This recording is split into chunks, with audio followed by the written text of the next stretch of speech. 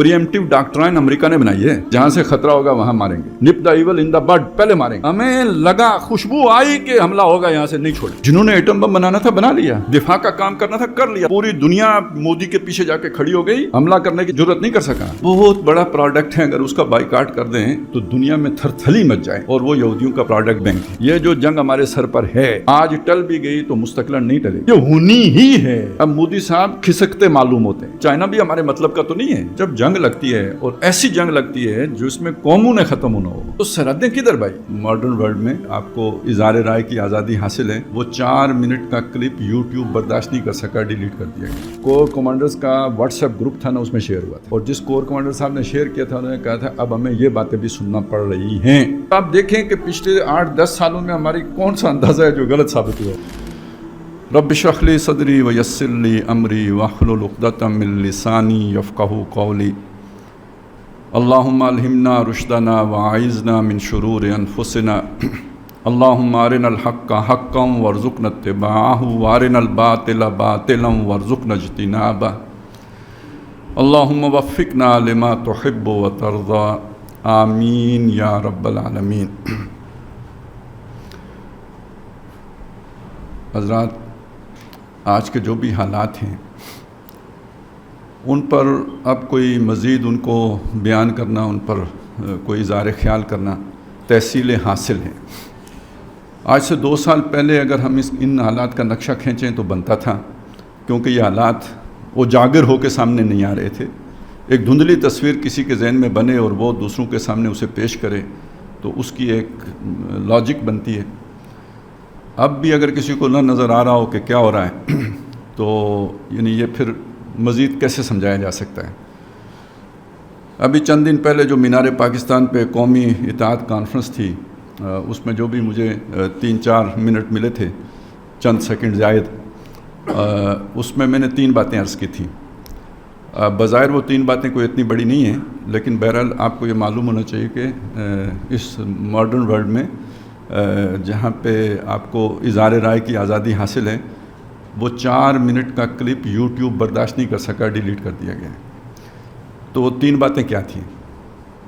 पहली बात ये थी कि हमें अल्लाह ताला का शुक्र अदा करना चाहिए कि हम अपने हुक्मरानों को जो बात समझाते थक गए थे और उनकी समझ में नहीं आ रही थी कि यहूद और नसारा तुम्हारे दोस्त नहीं हैं, तो वो हालात व वाक़यात ने उनके सामने नविश्ता दीवार बनाकर उनके सामने ला के खड़ा कर दिया है।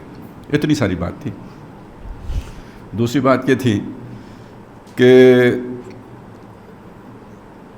ये जो जिन प्रोडक्ट्स का हम बाइकाट कर रहे हैं, बहुत अच्छी बात है, बहुत नुकसान हो रहा है, और ज़ाहिर है ये चीज़ें हराम नहीं है। एक टेक्निकल बुनियाद पर, एक तहरीक की बुनियाद पर हम उनका बाइकाट कर रहे हैं। KFC का बाइकाट कर रहे हैं, और हम जो मैकडोनल्ड का बाइकाट कर रहे हैं, मुख्तलिफ़ ड्रिंक्स से उनका बाइकाट कर रहे हैं, और इससे बड़ा नुकसान हो रहा है यहूदियों का। लेकिन ये कि एक बहुत बड़ा प्रोडक्ट है, अगर उसका बाइकाट कर दें तो दुनिया में थरथली मच जाए, और वो यहूदियों का प्रोडक्ट जो है वो बैंक है। इकबाल के 2 शेर भी पढ़ दिए थे। ई बनूक ई फ़िक्र चालाक यहूद, सीना हक अज आदम रबूद, और ताता बाला न गर्दत ई निज़ाम, दानिशो तहज़ीब दी सौदाए ख़ाम। तो इकबाल ने भी ये बताया कि ये बहुत बड़ा प्रोडक्ट है। तो अब आप पता नहीं इसमें क्या इतनी ख़तरनाक बात थी, या यही ख़तरनाक बात थी, अल्लाह ही बेहतर जानता है। तीसरी बात ये अर्ज़ की थी, अच्छा वो मुझे करनी भी चाहिए थी, क्योंकि आपको भी, आप में से भी बहुत से हज़रात मुझसे खफा थे कि ये तुम बाजवे और हाफिज़ को बराबर क्यों नहीं समझते। तो मैंने तो कभी भी बराबर नहीं रखा दोनों को।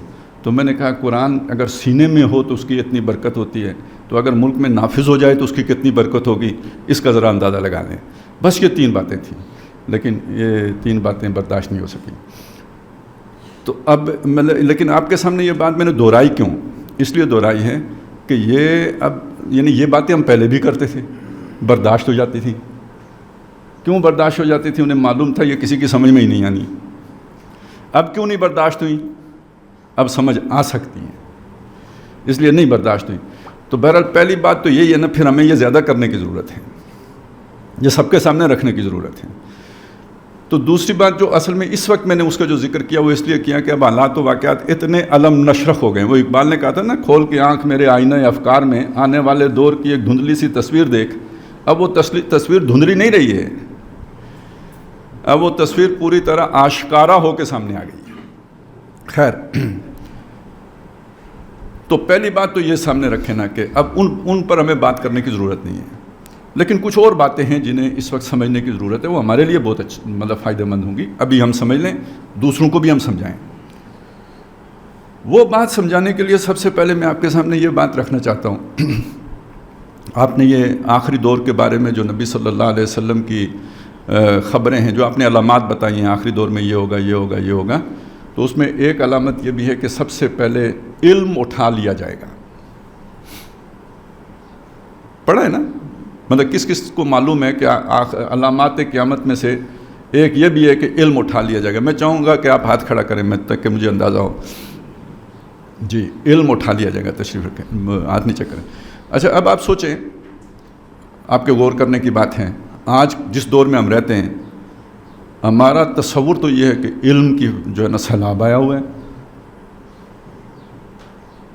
آج ایک عام آدمی موبائل کی برکت سے اتنا بڑا عالم ہے کہ آج سے 50 سال پہلے جس کو آپ بہت بڑا عالم کہتے تھے، وہ بھی اتنا معلومات اس کے پاس نہیں تھی جتنی آج آپ ایک عام آدمی جیب میں لیے پھرتا ہے.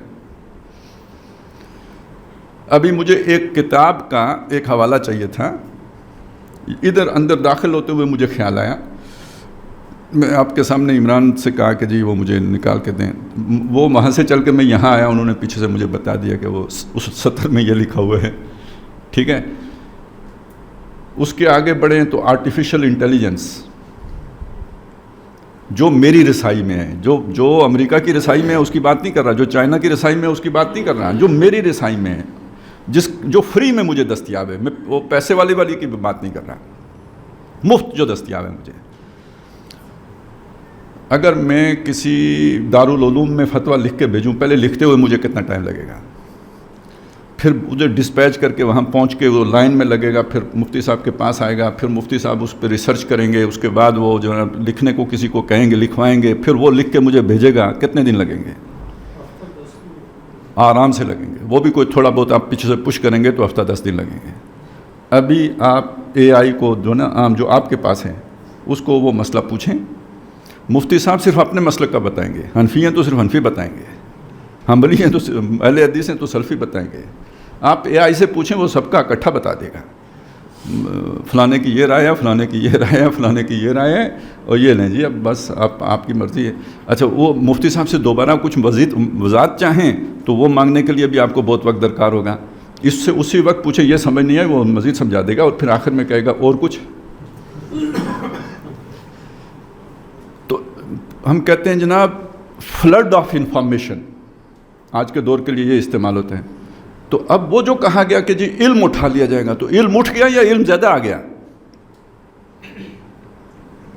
جنہوں نے ہاتھ اٹھایا تھا نا وہ پھر مجھے بتائیں کہ علم اٹھ گیا ہے یا علم زیادہ آ گیا ہے. تو اس کا مطلب یہ ہے، یعنی ڈیفینیشن اس لیے کرنی پڑ رہی ہے کہ جو علم اٹھا لیا جائے گا وہ کوئی اور ہے، اور جو علم عام ہو گیا ہے یہ کوئی اور ہے. اچھا، اب اس میں جب ہم اس ڈیفینیشن پہ جائیں گے، میں آپ سے پوچھوں تو اکثریت کا جواب یہ ہوگا کہ جو عام ہو گیا ہے یہ علم الاسماء ہے، علم الدنیا ہے، علم العقل ہے، علم بالحواس ہے. اور جو اٹھا لیا جائے گا وہ علم بالوحی ہے، علم شریعت ہے، علم دین ہے. اب میں سے اکثریت کی یہی رائے ہوگی نا، یا اس سے ہٹ کر بھی کسی کی ہے؟ ہاں جی، ماشاءاللہ کا ہٹ کر والے بھی ہیں. تو وہ یہ بات ہے کہ دیکھیں دین کے بھی علم کے 2 حصے ہیں. ایک علم وہ ہے جو احکام سے متعلق ہے، وہ جو اے آئی بھی بتا دیتی ہے، ابھی میں نے آپ کو بتایا شریعت کے احکام اور ان سے متعلق جو استنباط ہے، اجتہاد ہے، ایک وہ علم ہے. اور ایک علم ہے تکوینیات کا علم، ایمانیات، آیات متشابہات. اصل میں جس علم کے اٹھا لیے جانے کی بات ہے وہ یہ علم ہے. تو ابھی جو میں نے عمران سے پوچھا تھا وہ کیا تھا ڈاکٹر صاحب کی ایک کتاب ہے اسلام اور پاکستان، آپ نے دیکھی ہوگی، اکثر نے دیکھی ہوگی. اس کے شروع میں ڈاکٹر صاحب کہتے ہیں اللہ تعالیٰ علیم و حکیم ہے، پھر اس کے بعد اپنا پورا مقدمہ پیش کرتے ہیں. تو علیم اور حکیم، اصل میں میرے ذہن میں تھا علیم اور قدیر، مجھے تھوڑا شک پڑا تو میں نے ان سے پوچھا علیم، اور پھر انہوں نے علیم اور حکیم بتایا. ویسے میرا خیال اب بھی یہ ہے کہ علیم اور قدیر ہونا چاہیے تھا، لیکن وہ انہوں نے ایک ہی چیز پہ زیادہ زور دیا، علیم اور حکیم پر. قدیر کو انڈرسٹوڈ سمجھا. اب یہ میں کیوں آپ کے سامنے یہ یعنی تجویز کر رہا ہوں؟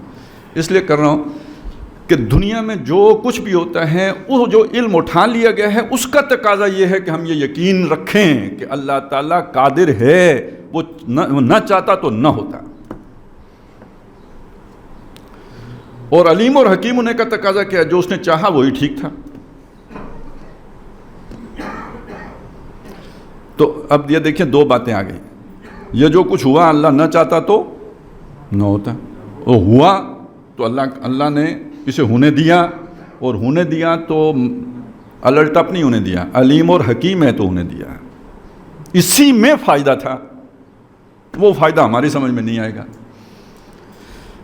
اب یہاں آپ سوچیں کہ اس وقت کیا مسلمان، کیا کافر، کیا جو ہے نا دیریے، اور کیا کون مشرک، کتنے لوگ ہیں جو چیزوں کو اس طرح دیکھتے ہیں، آپ سمیت.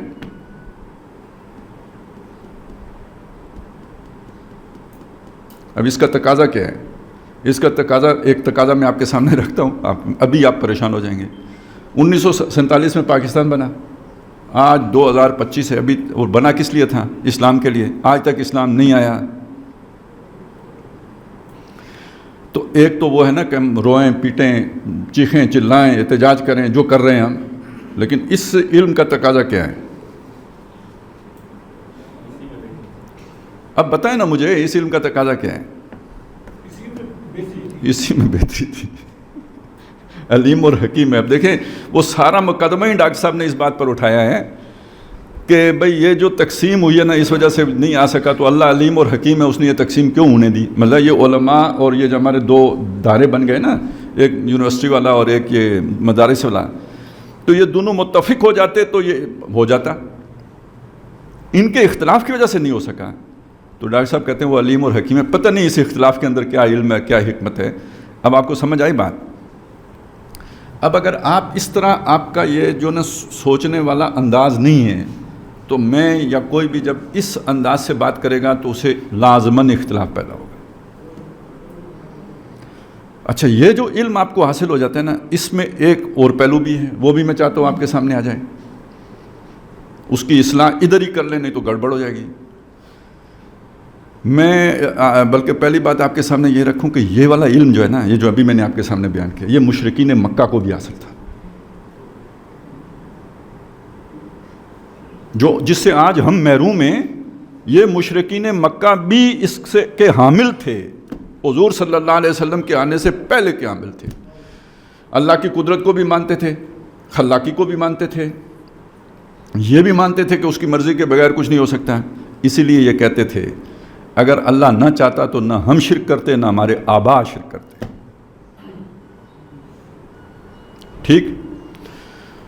اور دوسری بات بڑی دلچسپ وہ کہتے تھے کہ یہ جب ان سے کہا جائے اذا قیل لہم انفقوا مما رزقکم اللہ، جو اللہ نے تمہیں رزق دیا ہے، جو کمزور رہ گئے ان پر خرچ کرو. قالوا انطعم من لا یشاء اللہ اطعمہ، تو کہتے کیا ہم ان کو کھلائیں جن کو اللہ کھلانا چاہتا تو خود کھلا دیتا. یعنی اللہ نے نہیں کھلایا تو ہم اگر کھلائیں گے تو گویا اللہ کی مرضی کے خلاف چلیں گے، ہم نہیں کھلاتے.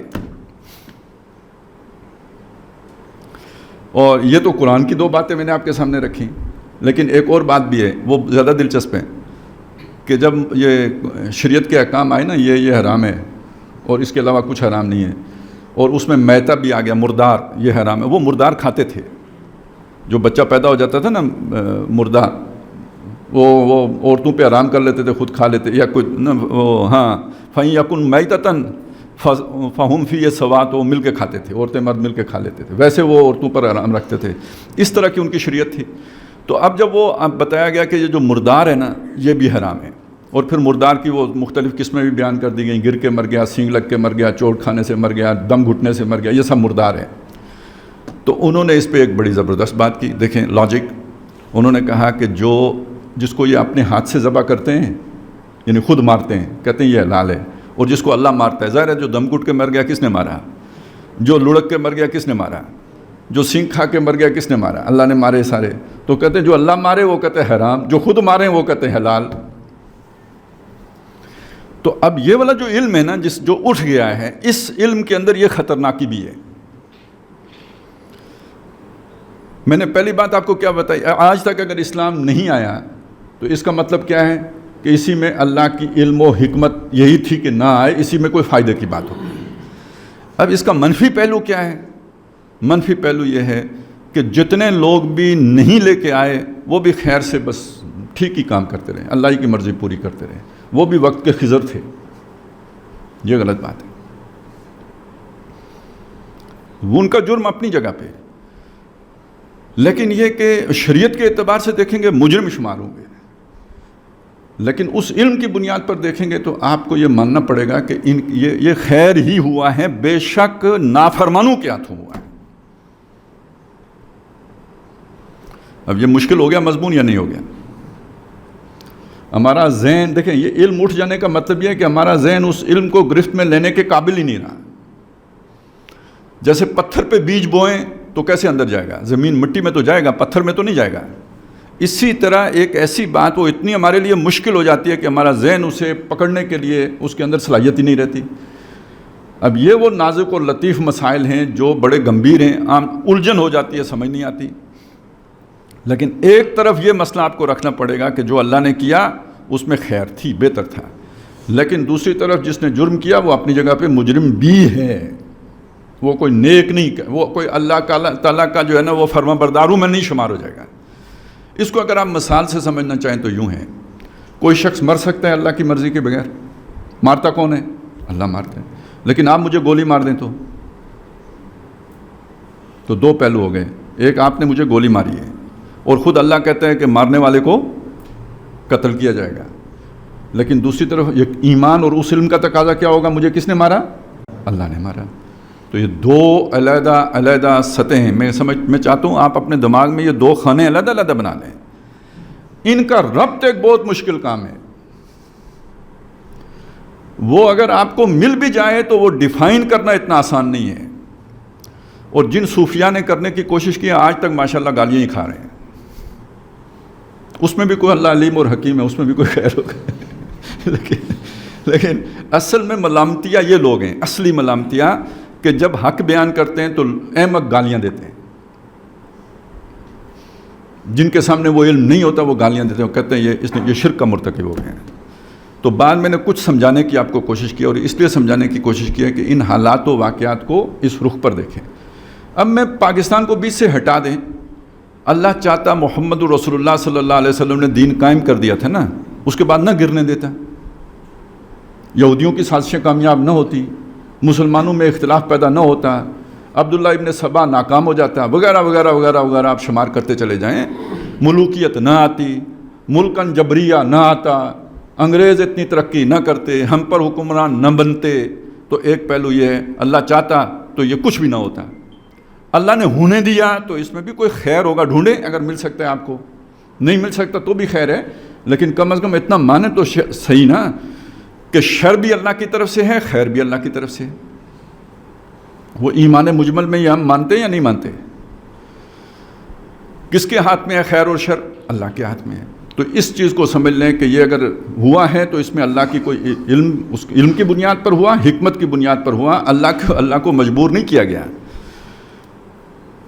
اب آ جائیں آخری جس دور میں ہم ہیں, اس دور میں پہنچ کے اگر آپ دنیا کو دیکھیں تو آج کا مسئلہ نہیں ہے, 400 سال کا مسئلہ ہے کہ مسلمانوں کے ہاتھوں سے اقتدار, طاقت نکل کے غیروں کے ہاتھ میں چلی گئی ہے. اور مسلمان دنیا میں اگر زندہ ہیں, اسباب کی سطح کی بات کر رہا ہوں, تو ان کے سہارے پہ زندہ ہیں. ایک پاکستان کا مسئلہ ہی نہیں ہے کہ انگریزوں نے بنایا کہ کس نے بنایا, سعودی عرب کو کس نے یہ شکل دی ہے, اور مشرق وسطیٰ کا یہ نقشہ کس نے بنایا ہے؟ مسلمانوں نے بنایا ہے. اور کون کہتا ہے نقشہ تبدیل کریں گے؟ مسلمان پلان کر رہے ہیں کہ نقشہ تبدیل کریں گے مشرق وسطیٰ کا. تو تو جن کی دنیا ہے وہ کہتے ہیں کہ ہم تبدیل کریں گے نقشہ. تو اس بات کو سمجھ لیں، یہ پہلی حقیقت ہے. یہ نہ سمجھنے کے نتیجے میں ہم ہوا میں فائرنگ کرتے رہتے ہیں. مثلاً میں آپ کے سامنے رکھتا ہوں، ابھی ہم نے فتویٰ دیا ہے کہ جی فلسطین پر جہاد تمام امت مسلمہ پر فرض ہو گیا ہے. فتویٰ کیوں دیا ہے؟ یہی فتویٰ بنتا ہے اس لیے دیا ہے. دیکھیں نا کتابوں میں کیا لکھا ہوا ہے کہ ایک علاقے کے مسلمان اگر مغلوب ہو جائیں تو ان پر جہاد فرض عین سب پر فرض ہو جاتا ہے. وہ اگر کفایت کر جائیں فبیا، نہ کر سکیں تو ان کے پڑوسیوں پر بھی فرض ہو جاتا ہے، جائیں پہنچیں ان کی مدد کو. وہ کفایت کر جائیں تو بھی اچھا، نہ تو پھر ان کے پڑوسیوں پر کرتے کرتے کرتے کرتے کرتے کرتے پوری دنیا کے مسلمانوں کے اوپر فرض ہو جاتا ہے. یہی لکھا ہوا ہے نا کتابوں میں. اب اسی کی بنیاد پر فتویٰ آ گیا. زمینی حقائق کیا ہیں؟ مجھ پر فرض ہو گیا ہے، میں جا ہی نہیں سکتا. آگے ایران ہے، شام ہے، پتہ نہیں جانے بھی دیتے ہیں یا نہیں جانے دیتے. تو اب آپ سوچیں اس بات کو کہ یہ زمینی حقیقت ہے کہ مسلمان امت موجود نہیں ہے. 58 ممالک ہیں مسلمانوں کے جو قومیت کی بنیاد پر ملک بنے ہیں، اسلام کی بنیاد پر ملک نہیں ہیں. یہ زمینی حقیقت ہے. اس فتوے پہ عمل درآمد تب ہو سکتا ہے جب پہلے امت وجود میں آئے گی، تو پھر اس کے بعد اس فتوے پر عمل درآمد ہو سکے گا. نہیں تو اس پہ آپ نے فتویٰ دے دیا، اپنا فرض پورا کر دیا، عمل نہیں ہو سکتا اس پہ.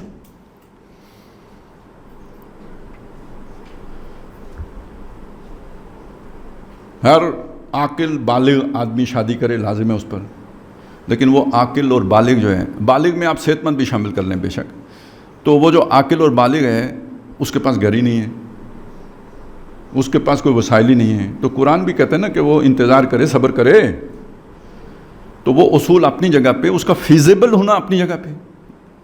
اللہ نے ایک کام فرض کیا ہے، کر سکتے ہو یا نہیں کر سکتے ایک دوسری بات ہے. تو اسی طرح کا معاملہ اس فتوے کا بھی ہے.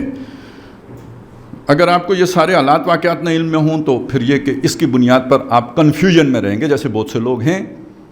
اس میں ایک بات اور شامل کر لیں، آج کا وارفیئر وہ نہیں ہے جو جب یہ فتوے مرتب ہوئے تھے تو اس زمانے میں تھا. جو بندہ مرضی اٹھے، گھر سے تلوار لے، گھوڑے پہ سوار ہو، جا کے سلطان صلاح الدین ایوبی کی فوج میں شامل ہو جائے.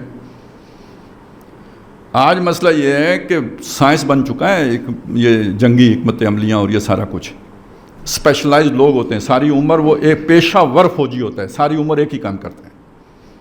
مولوی کا کام اب جنگ کرنا نہیں رہا ہے، دکاندار کا کام اب جنگ کرنا نہیں رہا ہے. بعض ممالک میں ہیں اس کے سارے شہری، ان کو فوجی ٹریننگ دی جاتی ہے، لیکن ٹریننگ کے بعد بنتے ہیں وہ اس قابل. اور ظاہر ہے جو والنٹیئر ہوں گے وہ کوئی اعلیٰ عہدوں پر تو نہیں فائز ہو سکتے، کیونکہ وہ اعلیٰ عہدوں پہ تو وہی فائز ہوگا کہ جو پوری زندگی ادھر کھپائے گا، اسے ساری جو ہے نا اس کی باریکیاں معلوم ہوں گی. یہ فٹ سولجر کے طور پر کام آ سکے گا اگر اس نے ٹریننگ لی بھی ہے تو. اور فٹ سولجر کے طور پر کام کرنے کی بھی ایک عمر ہوتی ہے، اس سے زیادہ وہ ہارڈ ورک تو نہیں کر سکتے جو ایک فٹ سولجر کرتا ہے. ان ساری چیزوں کو ذہن میں رکھتے ہوئے اب دیکھیں نا کتنی دنیا بدلی ہوئی ہے جس میں کہ ہم رہتے ہیں. یہ ساری چیزیں میں نے آپ کے سامنے اس لیے رکھی ہیں بس صرف یہ کلیئر کرنے کے لیے کہ یہ جو سمجھا یہ جاتا ہے نا کہ یہ دنیا خود بخود چل رہی ہے، ہمیں اس طرح نہیں سمجھنا چاہیے کہ خود بخود چل رہی ہے. ہمیں پہلا یہ یقین رکھنا چاہیے کہ اللہ تعالیٰ اسے چلا رہا ہے، یہ اس کی دنیا ہے. اصل میں اس کے لیے میں نے سورہ صف کی وہ پہلی آیت پڑھی تھی، سبح للہ ما فی السماوات و ما فی الارض وہو العزیز الحکیم. العزیز کا مطلب یہ اتھارٹی اس کی ہے اور ساتھ حکیم بھی ہے. وہ اس اپنی حکمت کی وجہ سے اس اتھارٹی کو جو ہے نا اس کا استعمال جو ہے نا ایک بیلنسڈ انداز میں ہوتا ہے، اور اس کی حکمت کبھی کبھی متقاضی ہوتی ہے اور ڈھیل بھی دے دیتا ہے. تو یہ 400 سال کی ڈھیل ہے جو اس نے کافروں کو دے رکھی ہے، اور اس ڈھیل کے نتیجے میں ہمارے اندازے غلط ہو جاتے ہیں سارے. ہم سمجھتے ہیں دنیا کا اللہ کا اصول ہی یہی ہے. یہ سمجھنے کے نتیجے میں کوئی غامدی صاحب یہ بتاتے ہیں کہ اب اسلام دوبارہ نہیں آ سکتا، کیونکہ انہیں جب اس اصول پر نظر آتا ہے کہ مسلمانوں کے پاس تو طاقت ہی نہیں ہے، مسلمانوں کے وسائل ہی نہیں ہیں، مسلمان پھٹے ہوئے ہیں، کافر ان سے 1000 سال آگے نکل گئے ہیں، اب یہ مسلمان اس دوڑ میں وہاں تک پہنچ نہیں سکتے، لہٰذا کبھی بھی مسلمان اب دوبارہ اقتدار میں نہیں آ سکتے. تو انہوں نے اس بات کو کہنے کا ایک بڑا سیٹل انداز اختیار کیا ہے کہ اللہ تعالیٰ نے یہ تقسیم کی ہے. ایک دور تھا جو ہے نا ان کا تھا، حامیوں کا تھا، پھر اس کے بعد ایک دور آیا جو ہو گیا ان کا یہ کیا ہے سامیوں کا آ گیا، اور یہ جو دور ہے نا یہ یافسیوں کا دور ہے. تو اب قیامت، اور یافسیوں ہی میں یاجوج ماجوج تھے، اور یاجوج ماجوج فسادی ہیں، اور قیامت اس وقت آئے گی جب فساد عام ہو جائے گا. تو اس کا مطلب ہے آخری دور یاجوج ماجوج کا ہوگا اور انہی کا ہے. لہٰذا مسلمان کریں چھٹی، نماز روزہ کیا کریں، تزکیہ اپنا کریں اور آخرت کا فکر کریں. اب کوئی اسلام کے دوبارہ آنے کا امکان، چھٹی ختم شد. یہ انہوں نے پوری لائن ڈرا کر لی ہے. غلط فہمی پیچھے کیا ہے؟ میں شرارت نہیں کر رہا، غلط فہمی کر رہا ہوں. آپ کیوں پریشان ہو رہے ہیں؟ غلط مغالطہ وہ یہی ہے، حالات و واقعات اسباب کی سطح پہ آپ وہ اس علم سے ہٹ کر جب آپ دیکھیں گے تو یہی نظر آئے گا. تو اب میں آپ کے سامنے یہ بات رکھنا چاہتا ہوں کہ وہ علیم حکیم کے ساتھ قدیر بھی ہے، وہ العزیز القدیر بھی ہے. اچھا جی، وہ جو قادر ہے اور عزیز ہے، یہ اس کی حکمت تھی کہ اس نے یہ بیچ میں یہ 400 سال کی رات لائی ہے.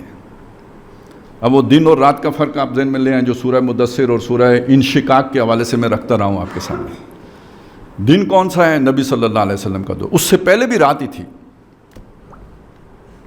کلا والقمر واللیل اذ ادبر والصبح اذا اسفر انہا لاخد الکبر. یہ محمد رسول اللہ صلی اللہ علیہ وسلم کی بعثت بہت بڑی خبر ہے. اس سے پہلے نبوت کا جو ہے نا وہ چراغ چاند کی مانند تھا. اب یہ صبح ہے جو طلوع ہو گئی ہے. یہ 1000 سال کا دن ہے، اور 1000 سال آپ کو معلوم ہے قرآن مجید کی تقویم میں ایک بہت اہمیت رکھتا ہے. احادیث میں بھی اس کا ذکر آیا ہے، اور تورات میں بھی ایک ذکر ہے کہ جب نبی صلی اللہ علیہ وسلم کی بعثت ہوگی تو اس کے 1000 سال کے بعد پرانا سانپ یاجوج ماجوج کے لشکر لے کے قدسیوں کے شہروں کو فتح کر دے گا. تو یہ ہے وہ دور جب مغربی اقوام کا غلبہ ہوا ہے. یہ والی بات جو میں نے کہی نا، غامدی صاحب بھی بیان کرتے ہیں.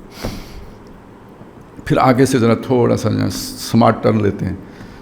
کل پرسوں ایک سمارٹ ٹرن لیتے ہوئے F-18 سمندر برد ہو گیا ہے.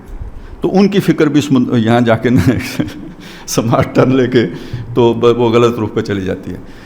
تو خیر میں بتانا یہ چاہ رہا تھا کہ اللہ تعالیٰ کہ جو بھی وہ حکمت تھی اس میں یہ اس 1000 سال کے بعد اس رات نے آنا تھا. فلا اقسم بالشفق واللیل وما وسق. جیسے شام کی جو ہے نا وہ دھندلکا سا رہ جاتا ہے، پھر رات ہوتی ہے، سب اپنے اندر سمیٹ لیتی ہے. یہ 400 سال وہ ہے جس نے اس علم کو اپنے اندر سمیٹ لیا جس کا میں ذکر کر رہا ہوں. اس خیر کو ختم کر دیا جو محمد رسول اللہ صلی اللہ علیہ وسلم لے کے آئے تھے. غاروں میں باقی رہ گیا، سرفس پہ باقی نہیں چھوڑا گیا. لیکن یہ کہ یہ ایسا ہی نہیں ہوگا. والقمر اذا اتسق، چاند پھر طلوع ہوگا، روشنی پھر آئے گی. رات ہی کا گہرا اندھیرا نہیں رہے گا، لیکن چاند آتا ہے دھیرے دھیرے. پہلی رات میں وہ بہت جلدی غروب ہو جاتا ہے، دوسری رات ذرا تھوڑا اور دیر کرتا ہے، کرتے کرتے 14ویں دن جا کے رات کو روشن کرتا ہے. اب اس سے نتیجہ کیا نکلا؟ یہ رات آنے کے بعد جو دوبارہ دنیا میں روشنی آئے گی وہ دھیرے دھیرے آئے گی. لَتَرْكَبُنَّ طَبَقًا عَنْ طَبَقٍ.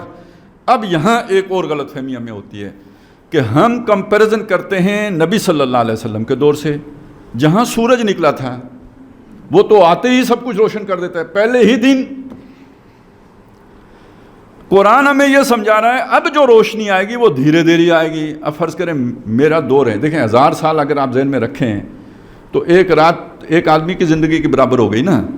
مجھے وہ دور ملا کہ جو حلال کا تھا، یعنی پہلے دن کے چاند کا تھا، تو میں تو جتنی بھی ایفرٹ کر لوں گا وہ مغرب تک کی روشنی پھیلا سکتا ہوں نا. 14ویں کی چاند تو نہیں طلوع کر سکتا. تو اس کا ایک مطلب یہ ہوا نا پھر کہ جو دور مجھے ملا اس دور میں اتنی ہی روشنی ہو سکتی ہے، اس سے زیادہ نہیں ہو سکتی. لَتَرْكَبُنَّ طَبَقًا عَنْ طَبَقٍ.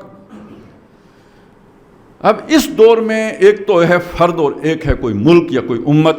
وہ اگر جب دوبارہ اللہ تعالیٰ عروج دے گا تو بنتے بنتے بنے گی، ایک دم نہیں بن جائے گی، سٹیپ بائی سٹیپ بنے گی، دھیرے دھیرے بنے گی.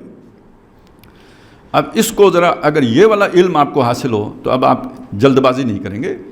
آپ کو سکون ہو جائے گا کہ اللہ تعالیٰ نے اگر 47 میں بنایا تھا تو کمزور تھا، آج 2025 میں آ کے ایٹمی طاقت بن گیا ہے. اور آپ کے سامنے حالات و واقعات. 47 میں آپ کی پوزیشن یہ تھی کہ آپ جو ہے نا پیپر جوڑنے کی پن بھی نہیں رکھتے تھے.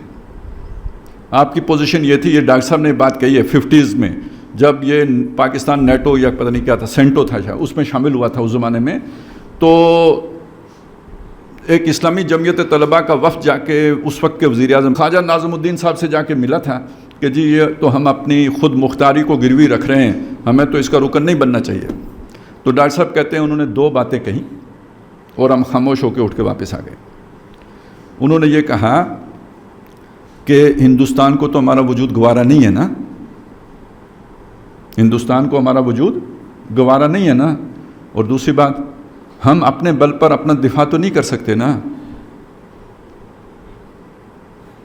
اگر آپ ضدی نہ ہوں تو کیا کریں گے، اٹھ کے آ ہی جائیں گے نا، ختم کہانی۔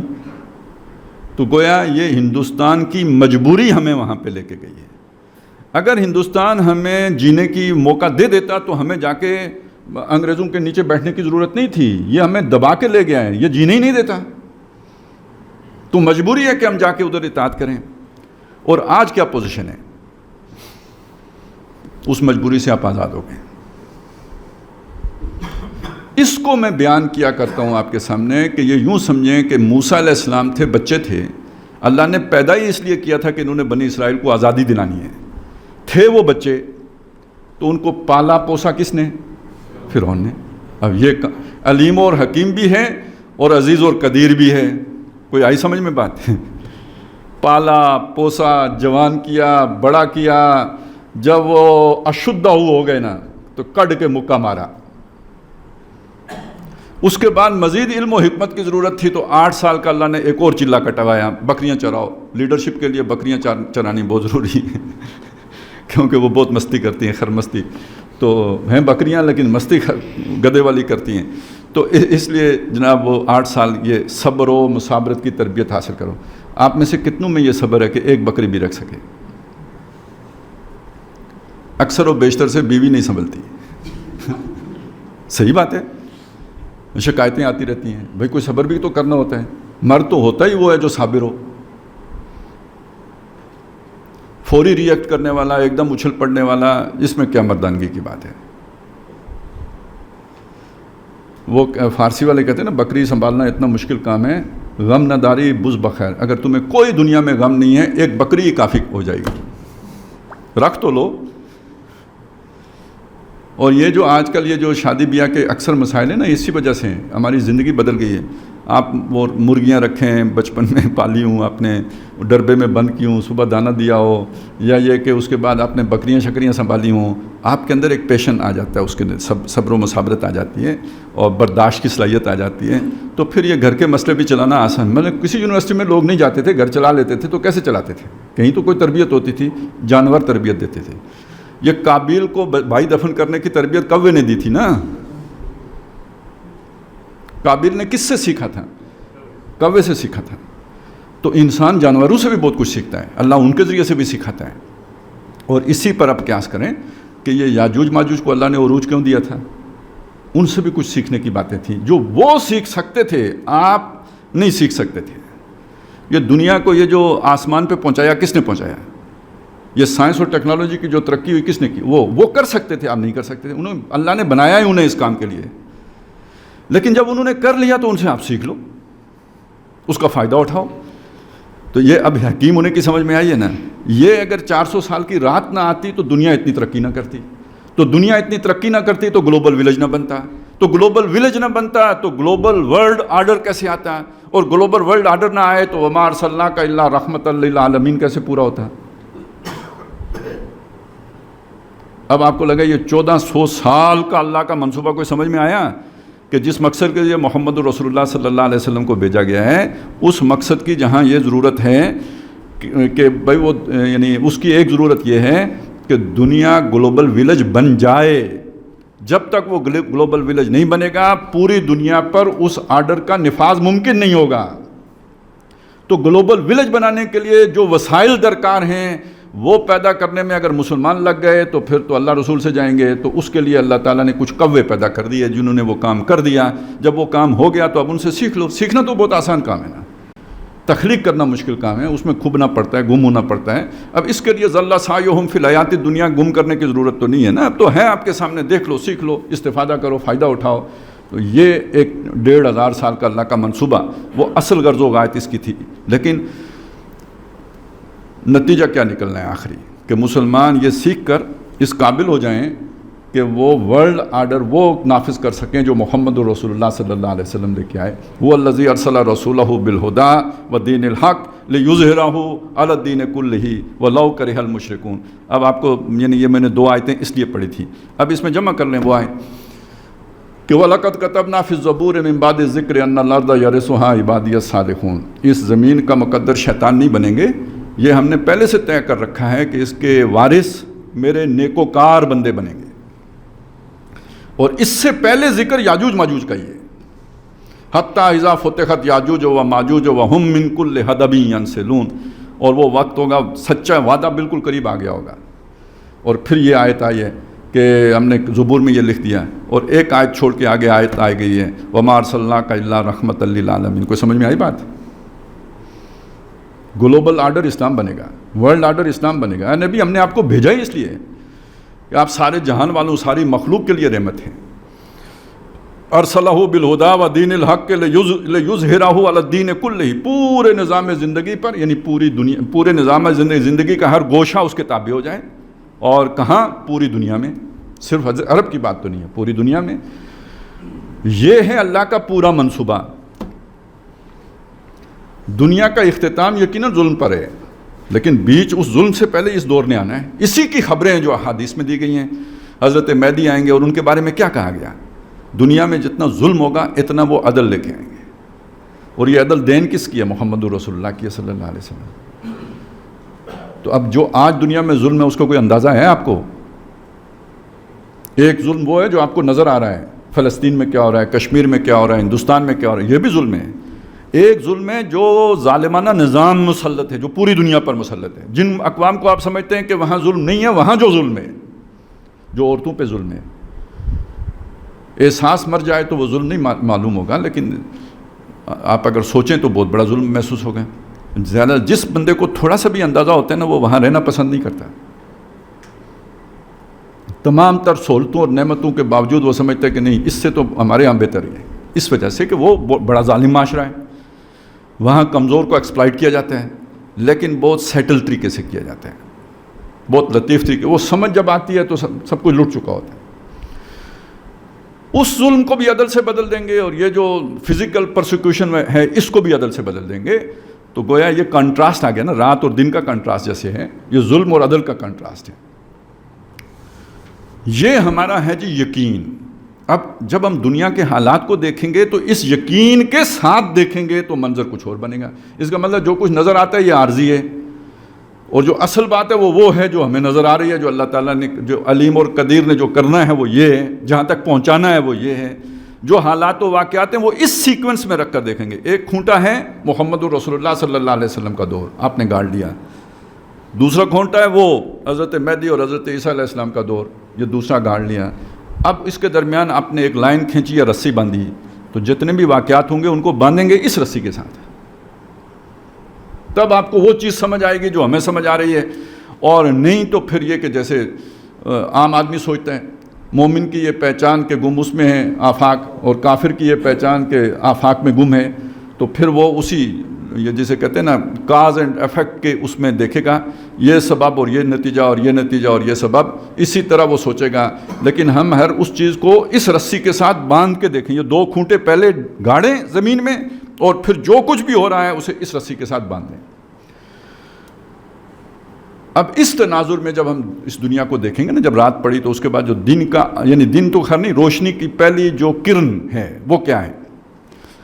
خیر میں ایک چیز اور آپ کے سامنے رکھوں, ان حالات و واقعات کو یوں دیکھیں, یہ آج کے نہیں ہیں. جب آپ کہتے ہیں فلسطین میں یہ ہو گیا, تو فلسطین میں یہ آج سے ہو رہا ہے, 1917 سے ہو رہا ہے. بیت المقدس ہمارے ہاتھ میں نہیں ہے جی, نہیں ہے, آج سے نہیں ہے.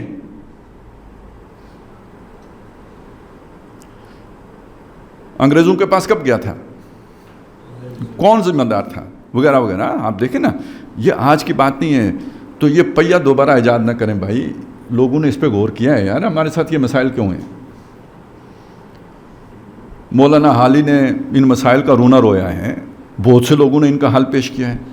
یہ جو آپ کو شیخ الہند کی بات سنائی جاتی تھی، جو ڈاکٹر صاحب سناتے تھے، میں نے جیل کی تنوعیوں میں جتنا مسلمانوں کی پستی پہ غور کیا تو میں اس نتیجے پہ پہنچا کہ اس کا بنیادی وجہ مسلمانوں کا باہمی تفرقہ اور قرآن مجید کو چھوڑ دینا ہے. یہ کیا ہے؟ یہ کہانی ہے یا اس مسئلے کا حل ہے جو انہوں نے پیش کیا ہے؟ دوسری بات، علامہ اقبال کے وہ شعر ہم سناتے ہیں، پستی کا وہ کیا ہے جی، وہ زمانے میں معزز تھے مسلمان ہو کر اور تم خار ہوئے تارک قرآن ہو کر. وہ پچھلی جو اسلام آباد کی کانفرنس تھی اس میں میں نے مولانا الیاس رحمۃ اللہ علیہ کا وہ حوالہ دیا ہے. وہ تو مضمون ہی ہے موجودہ پستی کا واحد علاج.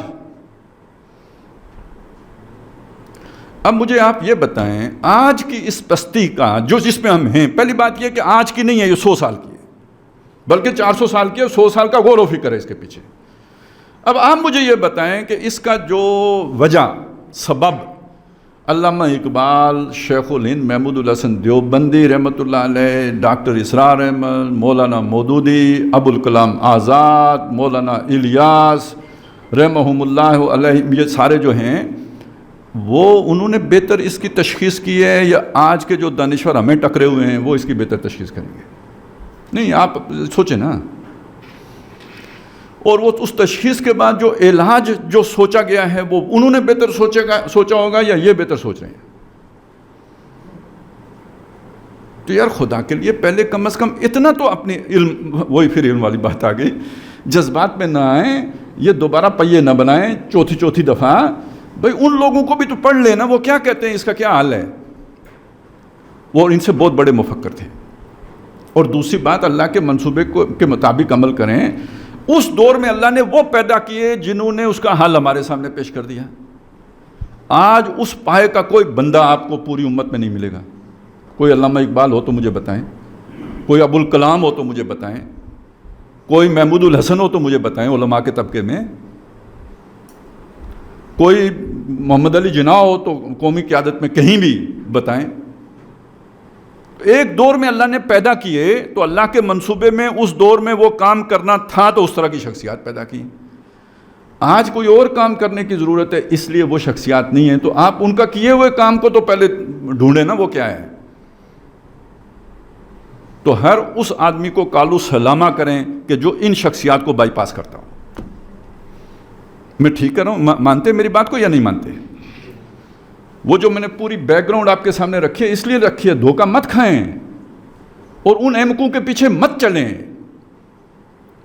کہ جو ان اکابر سے ہٹ کر کوئی لائے عمل دے رہے ہوں، جن کی تشخیص اپنی ہو، جن کا لائے عمل اپنا ہو. اگر تو یہ مسئلہ نیا ہو تو پھر تو میں کہوں کہ ان کی رہنمائی ہمیں قبول کرنی چاہیے. مسئلہ پرانا ہے اور اگر اس پرانے مسئلے پہ پرانے لوگوں نے غور و فکر نہ کیا ہو تب بھی بات ٹھیک ہے، لیکن اگر وہ کر چکے ہوں تو اس غور و فکر کو سامنے رکھے بغیر، اس کا مطالعہ کیے بغیر، اسے سمجھے بغیر جو بندہ رہنمائی دے رہا ہو اس کی رہنمائی کیسے قبول کی جا سکتی ہے؟ اس پر فرض ہے پہلے ان پر تنقید کرے کہ ان کی رہنمائی غلط تھی اور یہ وجوہات ہیں کہ غلط تھی، اب میں یہ رہنمائی دے رہا ہوں، پھر تو بات ٹھیک ہوگی.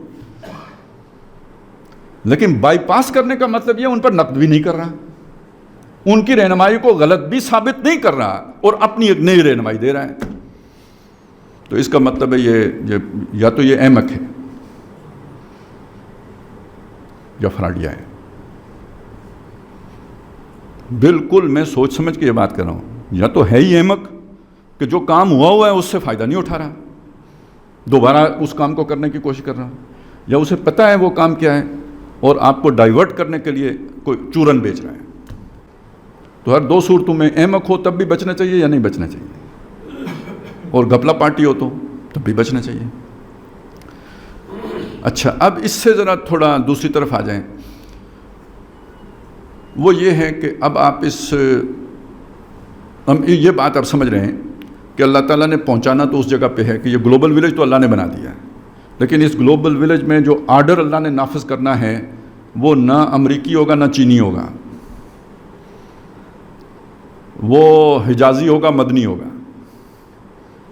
مانتے ہیں آپ؟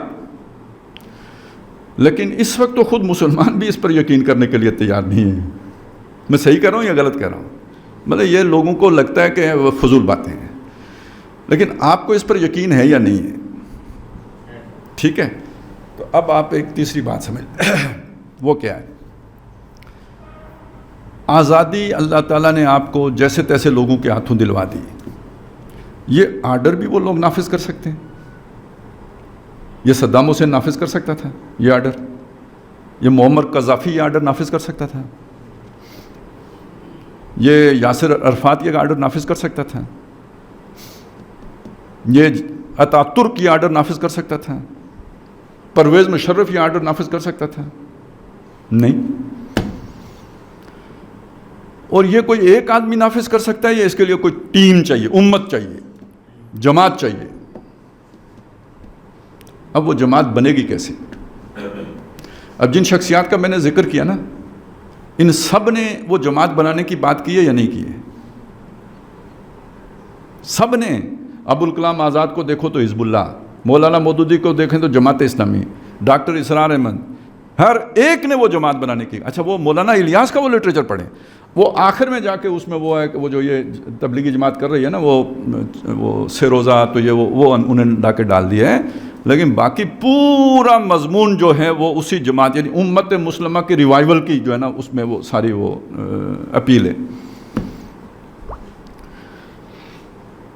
اب یہاں سے ایک بات کو دیکھیں، ایک وہ جماعت بنانے کا لائے عمل ان شخصیات نے دیا. وہ لائے عمل کیا تھا کہ ان مسلمانوں کی وہ بہت سادگی سے مولانا الیاس کے ساتھیوں نے بیان کیا بہت شاندار طریقے سے. انہوں نے کہا اب باہر بات دعوت دینے کی ضرورت نہیں ہے، مسلمانوں کی اصلاح کرنے کی ضرورت ہے. یہی ہے نا سارا فلسفہ. اس پر جب اعتراض آیا کہ بھئی دعوت و تبلیغ تو کافروں کو کی جاتی ہے، آپ مسلمانوں کو کیوں کرتے ہو؟ تو بہت سادہ سا جواب جو وہ دیتے ہیں وہ یہ ہے کہ آپ کے سامنے ایک طرف گدھا مردار ہو رہا ہو اور دوسری طرف گائے، تو آپ ذبح کس کو کرو گے؟ تو کہنے کا مطلب کیا ہے؟ جو کرتوت کافروں کے ہیں وہی کرتوت اگر مسلمانوں کے ہیں تو پہلے کون حقدار ہے آپ کی دعوت کا؟ تو سب کا فوکس اس طرف تھا. وہ تبلیغی جماعت ہو، وہ جماعت اسلامی ہو، اگرچہ کہ انہوں نے کہا کہ ہماری دعوت جو ہے نا وہ غیر مسلموں اور مسلمانوں دونوں کے لیے ہے، لیکن زور تو سارا مسلمانوں پہ لگایا. وہی ڈاکٹر صاحب تھے، وہی ابوالکلام آزاد تھے. یہاں آپ کہیں یار وہ جماعت نہیں بن سکی، ان سب کی کوششیں ناکام ہو گئی. علامہ اقبال ناکام ہو گئے. اب ابوالکلام کو تو نظر آ گیا کہ یہ ہونے والا کام ہی نہیں ہے، وہ جا کے کانگریس میں شامل ہو گئے. اللہ اللہ خیر سلام.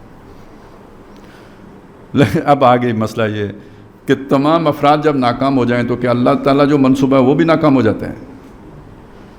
پھر اللہ تعالیٰ جب اپنا لوگ جب ناکام ہوتے ہیں، اس کے بھیجے ہوئے ناکام ہوتے ہیں، تو اللہ جب اپنے اس منصوبے کو لے کے چلتا ہے تو وہ اس میں ذرا کافی رفلی چلتا ہے وہ بہت لطیف، لیکن ہمارے اعتبار سے وہ ایکشن بہت رف قسم کا ہوتا ہے. اب میں اس کی مثال یوں دینا چاہتا ہوں. مثلا ایک فرد کو لے لیں، میں ہوں، اللہ یہ چاہتا ہے میں نیک بن جاؤں. میں کہتا ہوں نہیں، میں نے امریکہ جانا ہے،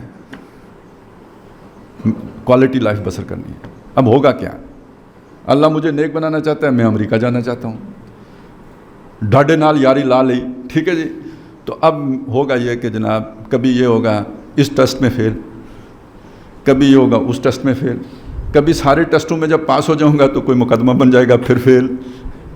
میں لاکھ جتن کروں گا اور ہر دفعہ منہ کی کھاؤں گا اور آخر میں تو کوئی میرے ساتھ پتہ نہیں لات ٹوٹے گی، کیا ہوگا، کرنا مجھے آخر میں وہی پڑے گا جو اللہ چاہ رہا ہے. ہاں جی، مانی یہ بات آپ نے یا نہیں مانی؟ میری بات میں صحیح کہہ رہا ہوں یا نہیں؟ جب اللہ مجھے یہ چاہ رہا ہوں میں مولوی بنوں، میں چاہوں کہ میں تو جناب وہ کلب میں جا کے ناچوں گا، تو اب پھر یہی کچھ ہوگا نا. مولوی اللہ مجھے بنا کے چھوڑے گا، اس کے بغیر مجھے نہیں چھوڑے گا. یہ جو میں نے مثال آپ کے سامنے رکھی ہے، یہ میں نے کوئی تکا نہیں مارا ہے. موسیٰ علیہ السلام کے ساتھ کیا ہوا؟ جو وہ بنے وہ بننا چاہتے تھے یا اللہ نے بنا کے چھوڑا؟ اور کیسی ٹھوکریں کھا کے بنایا نا، کتنے تکالیف سے گزرے ہیں تو پھر وہاں پہ پہنچے. قد جئت علی قدری یا موسیٰ، اے موسیٰ تو سمجھتا ہے میں ٹکریں کھا کے آیا ہوں؟ ہماری تقدیر تمہیں یہاں پہ لے کے آئی ہے. یہ بہت اہم نکتہ ہے، آپ کو سمجھ آیا نا یہ نکتہ ہے. اب اس کو لے جائیں کسی ملک کے اوپر، تو جب آپ اسے کسی ملک کے اوپر لے کے جائیں گے یا پوری امت کے اوپر لے کے جائیں، امت تو بننا چاہتی تھی، مطلب وہ دبئی بنانا چاہتے تھے جناب. کیا بنانا چاہتے تھے اسے؟ سوئٹزرلینڈ. بنا بھی لیا ہے میرا خیال ہے, بلکہ آگے ہی بنا لیا. اب انگریز جو ہے نا وہ شاید سوئٹزرلینڈ نہیں جاتے, دبئی آتے ہیں. اور دبئی کی یہ عیاشیاں دیکھ کے محمد بن سلمان کو بھی لگا کہ یار کیوں نہ ہم بھی سیر کریں کوہ طور کی. تو انہوں نے بھی جناب وہ کوئی نیوم سٹی بنانا شروع کر دیا. میں یہاں پہ ایک بات اشارتاً آپ کے سامنے رکھوں گا, اگر آپ کو اچھی لگے یا بری لگے مجھے نہیں پتہ کیا ہوگا.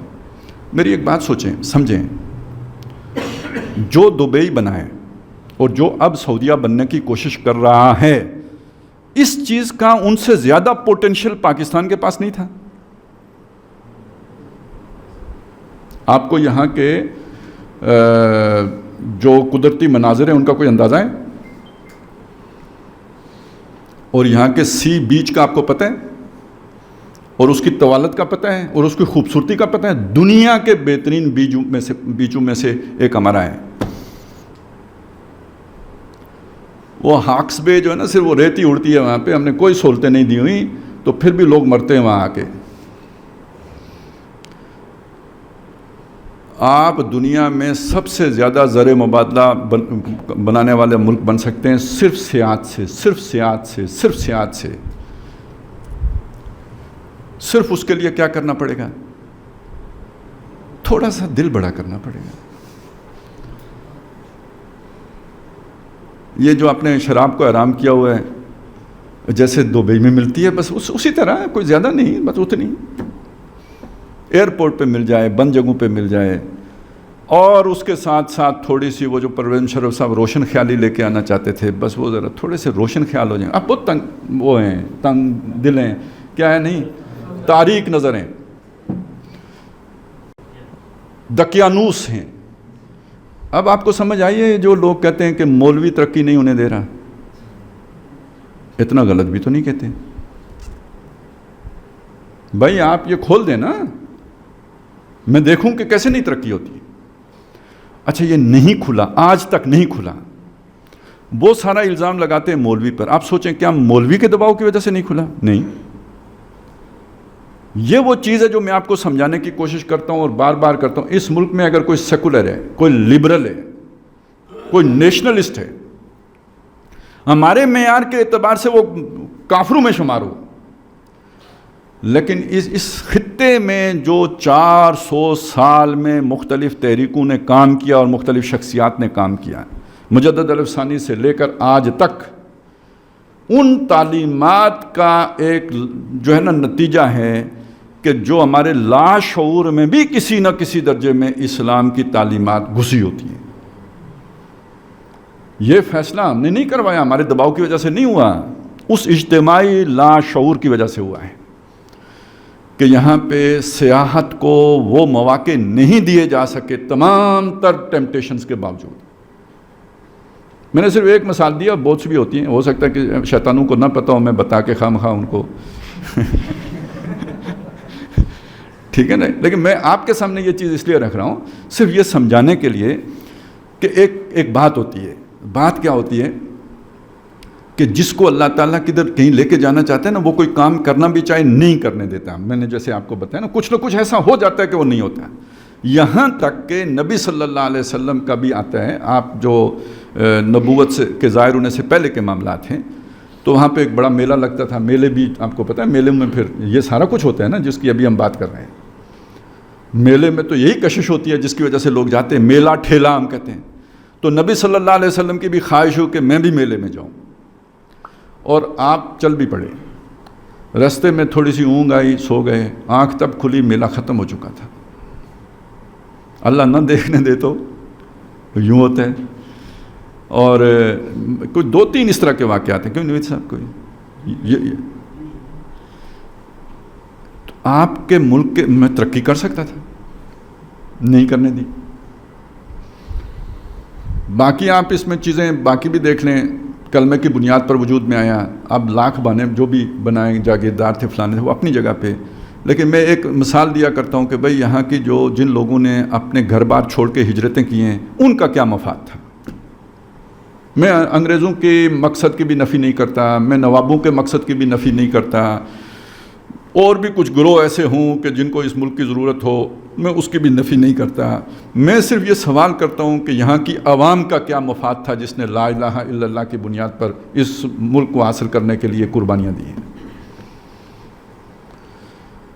تو اللہ نے اگر یہ بننے دیا تو انگریزوں کی آرزو میں بنایا، نوابوں کے لیے بنایا، یا ان وہ جو عوام جو مخلص عوام تھے جنہوں نے ان کے لیے بنایا؟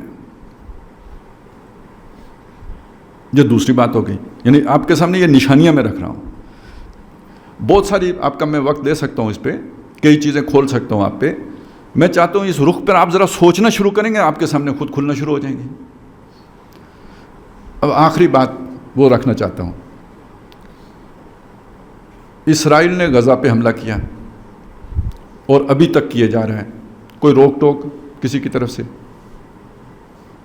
کوئی ہے؟ کوئی نہیں. مودی نے کیا کہا؟ ان کا میڈیا کیا کہہ رہا ہے؟ اسلام آباد کو کیا بنائیں گے؟ کیا بنائیں گے؟ غزہ بنائیں گے. مطلب وہ ان کو دیکھ کے نا ان کو بھی ہوشیاری آ گئی. اچھا اعلان شیلان بھی کیا بڑا. آپ اگر وہ کوئی تھوڑا انڈین جو ہے نا وہ میڈیا فالو کریں تو آپ دیکھیں گے، اور کریں تھوڑی غیرت اگر ہے تو کریں، تاکہ تھوڑی غیرت آ بھی جائے. تھوڑی ہوگی زیادہ ہو جائے گی اس کے نتیجے میں، کہ کہتی ہے خلق خدا تجھ کو غائبانہ کیا. سنے تو صحیح. انہوں نے وار روم قائم کر لیے. وہ بیٹھے ہوئے جناب، معلوم ہوتا ہے کہ بھائی 1000 سالہ جو ہے نا وہ انتقام جو ہے نا ان کا جوش کھائے بٹھائے، لیکن کچھ کر سکے؟ آج کتنے دن ہو گئے. اب مودی صاحب کھسکتے معلوم ہوتے ہیں. باقی یہ کہ اللہ نے اگر کروانا طے کر لیا ہے نا تو پھر ہو کے رہنا ہے. وہ میں آخر میں آؤں گا اس کی طرف. لیکن ابھی بولو رام ہو گیا ہے، اور انہوں نے جو ایک قدم اٹھایا یہ والا، ذرا سوچیں. پری ایمپٹیو ڈاکٹرائن امریکہ نے بنائی ہے کہ جہاں سے خطرہ ہوگا وہاں ماریں گے. نپ دا ایول ان دا بڈ، پہلے ماریں گے. اور اس کے بعد اسرائیل غزہ والوں کو کس بنیاد پہ مار رہا ہے؟ اسی کہ یہ کل ہمارے لیے خطرہ ہے، ہم آج ماریں گے. اور پرسوں کی بات ہے یا کل کی بات ہے، ہماری فوج نے مطلب ایک وہ دکھانے کے لیے ہوتا ہے نا، وزیر اعظم صاحب سے، اس لیے کہہ رہا ہوں وزیر اعظم سے اجازت لی ہے. کس نے؟ فوج نے لی ہے. وہ کیا اجازت لی ہے جی؟ اجازت یہ لی ہے کہ جہاں سے ہمیں خطرہ ہوگا، یعنی وہ ایک خاص وہ والی نہیں ہے، وہ والا یہ پریمپٹیو ڈاکٹرائن نہیں ہے. یعنی ہمیں لگے گا کہ اگلے 24-36 گھنٹے میں اس جگہ سے حملہ ہو سکتا ہے، اس کو ہم پہلے ہٹ کریں گے. اس کا کیا مطلب ہے؟ انہوں نے دیکھا کہ یہ جو ہے نا پنڈت جی تو واپس دھوتی سنبھالنے چل پڑے ہیں، کہ نہیں جانے نہیں دیں گے، ہم پیچھے سے پکڑیں گے. مطلب تو اب یہ ہے نا سیدھا سیدھا کہ اب کدھر بھاگتے ہو بھائی، ہم ماریں گے، تم نہیں. پہلے تو یہ تھا نا جہاں ہمارے پر حملہ ہوا برابر جواب دیں گے. پھر اس کے بعد یہ ہوا کہ ایک کے بدلے میں 10 ماریں گے. اب یہ نیا ہو گیا ہے. ہمیں لگا، خوشبو آئی کہ حملہ ہوگا، یہاں سے نہیں چھوڑیں گے. اب تو جس کو مرضی مار دو، یہاں سے خطرہ تھا. ذرا آپ پوری مسلمان دنیا میں کوئی اور ملک بتا دیں کہ جو اس طرح کی ڈاکٹرائن لے کے چل رہا ہو.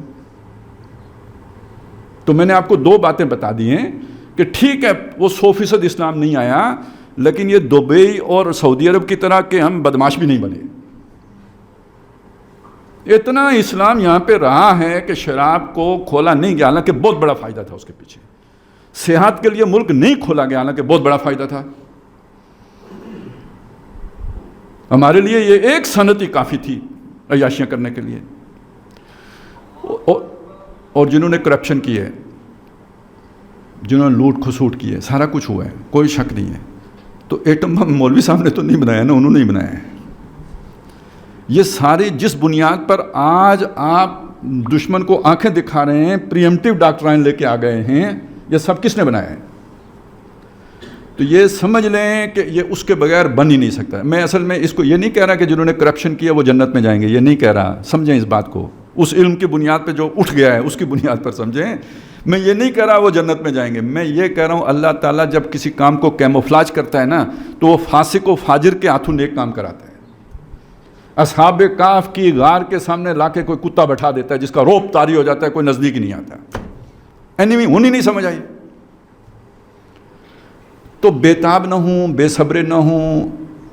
یہ سادہ نہ بنیں اور چیزوں کو یعنی بڑی پیچیدہ چیزیں ہیں، یہ سمپل چیزیں نہیں ہیں، ان کو اس باریکی کے ساتھ سمجھیں گے تو کچھ پلے پڑے گا کہ اللہ تعالیٰ کدھر لے کے کس کو جا رہا ہے۔ اس سب کو سامنے رکھتے ہوئے ذرا ان حدیثوں پہ غور کر لیں۔ یہ دو جو گروہ ہیں، ایک جو عیسیٰ علیہ السلام کے ساتھ شامل ہو کے لڑے گا اور ایک جو غزوہ ہند کرے گا، ان کے لیے جو جنت کو جو ہے نا دوزخ حرام کی گئی ہے، تو یہ سائملٹینیسلی ہے۔ وہی جو غزوہ ہند میں فتح یاب ہوں گے وہی ہیں کہ جو حضرت مہدی کی مدد کے لیے جائیں گے، جو جا کے فلسطین فتح کریں گے۔ اب جب آپ سمپل ہو کے دیکھیں گے تو آپ کو یہ لگے گا کہ ابھی اڑیں اور فلسطین پہنچیں، لیکن جو اس پوری جنگی حکمت عملی کو سمجھے گا وہ ایک ماہ سے فارغ ہو کے فلسطین جائے گا نا۔ پہلے وہ جیسے نبی صلی اللہ علیہ وسلم نے مکے والوں سے صلح کر کے جا کے خیبر فتح کیا تھا نا۔ اب یہاں صلح تو ہو نہیں سکتی، صلح ہی کی تھی نا، ملک بنایا تھا وہ بھائی، پاکستان بنایا تھا تو ہندوؤں سے صلح ہی کی تھی نا کہ نہیں لڑیں گے، وہ نہیں چھوڑ رہے ہمارا پیچھا، اللہ نے ہمارے دم کے ساتھ لگا دیے ہیں۔ اچھا وہ نہ لگے ہوتے تو ہم بھی نکمے ہو گئے ہوتے، ان کے خوف نے ہمیں ہر وقت جو ہے نا یہ کچھ بنا کے رکھنے پہ مجبور کیا، اور ہم نے کچھ نہ کچھ بنا بھی لیا۔ اب جب استکمال کا موقع آئے گا تو دیکھیں، داؤد علیہ السلام نے جالوت کو مارنے کے لیے گوپیا نہیں بنایا تھا، داؤد علیہ السلام نے گوپیا بنایا تھا شیر مارنے کے لیے، اور مارتے بھی رہے، کئی شیر مارے انہوں نے ہوں گے، بکریاں ہی چرا رہے تھے، شیر بکریاں کھا جاتا تھا، انہوں نے گوپیا بنا لیا اور اس میں ایکسپرٹی حاصل کر لی، اور وہ بڑا نشانہ لے کے ایک ہی پتھر مارتے تھے شیر کو، آنکھ سے گھستا تھا، دماغ میں چلا جاتا تھا، اور اس کے بعد شیر جو ہے نا مر جاتا تھا۔ اب اس بات کا تو ذکر نہیں ہے کہ انہوں نے کتنے شیر مارے، یہ ہے ذکر، یہ ذکر ہے کہ اس گوپیے سے انہوں نے جالوت مار دیا، وَقَتَلَ داؤد و جالوت۔ تو ہم نے بھی یہ میزائل والا گوپیا جو ہے نا بنایا تو انڈیا کے لیے ہے، لیکن جا کے بجے کا کہتے سر، یہ تو وقت آنے پہ پتہ چلے گا نا، جب یعنی ایک اللہ کا منصوبہ ہے، ایک ہمارا، ہم اپنے لیے سارا کام کر رہے ہیں، اللہ اپنے منصوبے کے مطابق ایک کام کر رہا ہے۔ اس بات کو سمجھانے کے لیے میں آپ کے سامنے یوسف علیہ السلام والا قصہ رکھتا رہا ہوں، آپ کو بتاتا رہا ہوں یہ اللہ کا منصوبہ تھا کہ یوسف مصر میں جائیں گے اور ان پوزیشنوں پہ پہنچیں گے۔ اس منصوبے میں جتنے بھی کریکٹر استعمال ہوئے ان سب نے اس منصوبے کو سامنے رکھ کر اپنا کام نہیں کیا، بھائیوں نے، قافلے والوں نے، مصر میں خریدنے والے نے، وہ جو ساقی جو ان کے ساتھ تھا جس نے جا کے بادشاہ کو پھر بتایا، بادشاہ نے جو خواب دیکھا، سارے اپنے مطلب کے لوگ تھے، لیکن منصوبہ کس کا مکمل ہو رہا تھا؟ اللہ کا۔ یہ ہے جس کو اللہ تعالیٰ کہتا ہے انہم یکیدون کیدا وَأَكِيدُ كَيْدًا۔ اور اس میں ہم بحث میں پڑ جاتے ہیں، قید تو بری شے ہے، تو اگر کافر لوگ جو ہے نا قید کرتے ہیں تو اللہ بھی قید کرتا ہے، تو اللہ کی تو شان کے خلاف بیوقوفو، جو اللہ سمجھا رہا ہے وہ سمجھو، الفاظ کے پھیر میں نہ پڑو۔ اللہ یہ سمجھا رہا ہے، ایک منصوبہ انہوں نے بنایا تھا اپنا نظام ورلڈ آرڈر قائم کرنے کے لیے، ایک منصوبہ اللہ نے بنایا ہے اپنا ورلڈ آرڈر قائم کرنے کے لیے۔ تو سب سے بہتر منصوبہ ساز کون ہے؟ وَمَكَرُوا وَمَكَرَ اللَّهُ وَاللَّهُ خَيْرُ الْمَاكِرِينَ۔ اس پورے منصوبے کو سامنے رکھتے اب دیکھیں اس لسٹ کی طرف آئیں، جب وہ فائنل راؤنڈ آئے گا، اب ظاہر ہے وہ راؤنڈ اس طرح کے کریکٹر کا نہیں ہوگا جو اس وقت مسلمانوں کو لے کے چل رہے ہیں۔ محمد بن سلمان کا دور نہیں ہوگا، وہ تو حضرت مہدی ہوں گے، پھر وہ یہ جو آج مجاہد لیڈر ہیں اس طرح کے نہیں ہوں گے، وہ حضرت مسیح جیسے لوگ ہوں گے۔ اس کو سمجھ آئی؟ تو ان کے ساتھی کیسے ہوں گے؟ زمین کے بہترین لوگ ہوں گے، حدیث میں آیا نا، زمین کے بہترین لوگ ہوں گے۔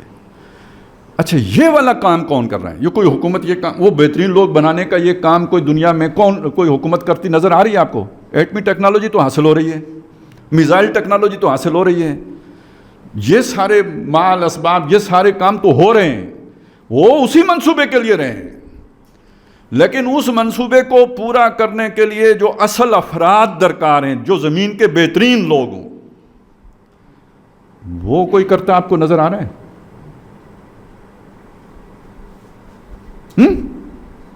چپ ہو گئے؟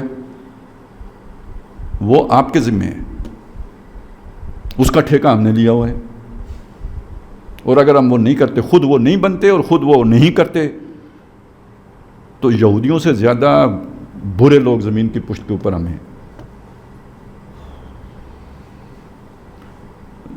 جو نہ قوم کا کام کریں نہ گھر والوں کا کام کریں، اور جو اللہ کے جس کام کی بنیاد پر وہ کام نہ کریں وہ بھی نہ کریں۔ قومی کام پر آپ کیوں تنقید کر رہے ہیں کہ اصل کام یہ،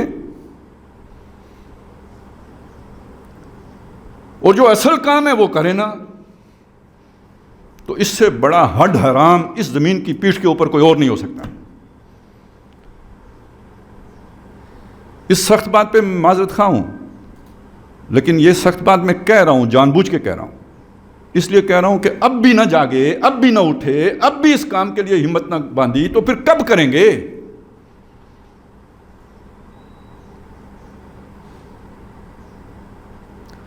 جنہوں نے ایٹم بم بنانا تھا بنا لیا، جنہوں نے دفاع کا کام کرنا تھا کر لیا، ثابت کر دیا، پوری دنیا مودی کے پیچھے جا کے کھڑی ہو گئی، حملہ کرنے کی جرات نہیں کر سکا۔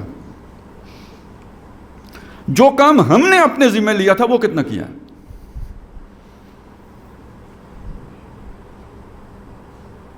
اب میری بات کی سمجھ آئی ہے؟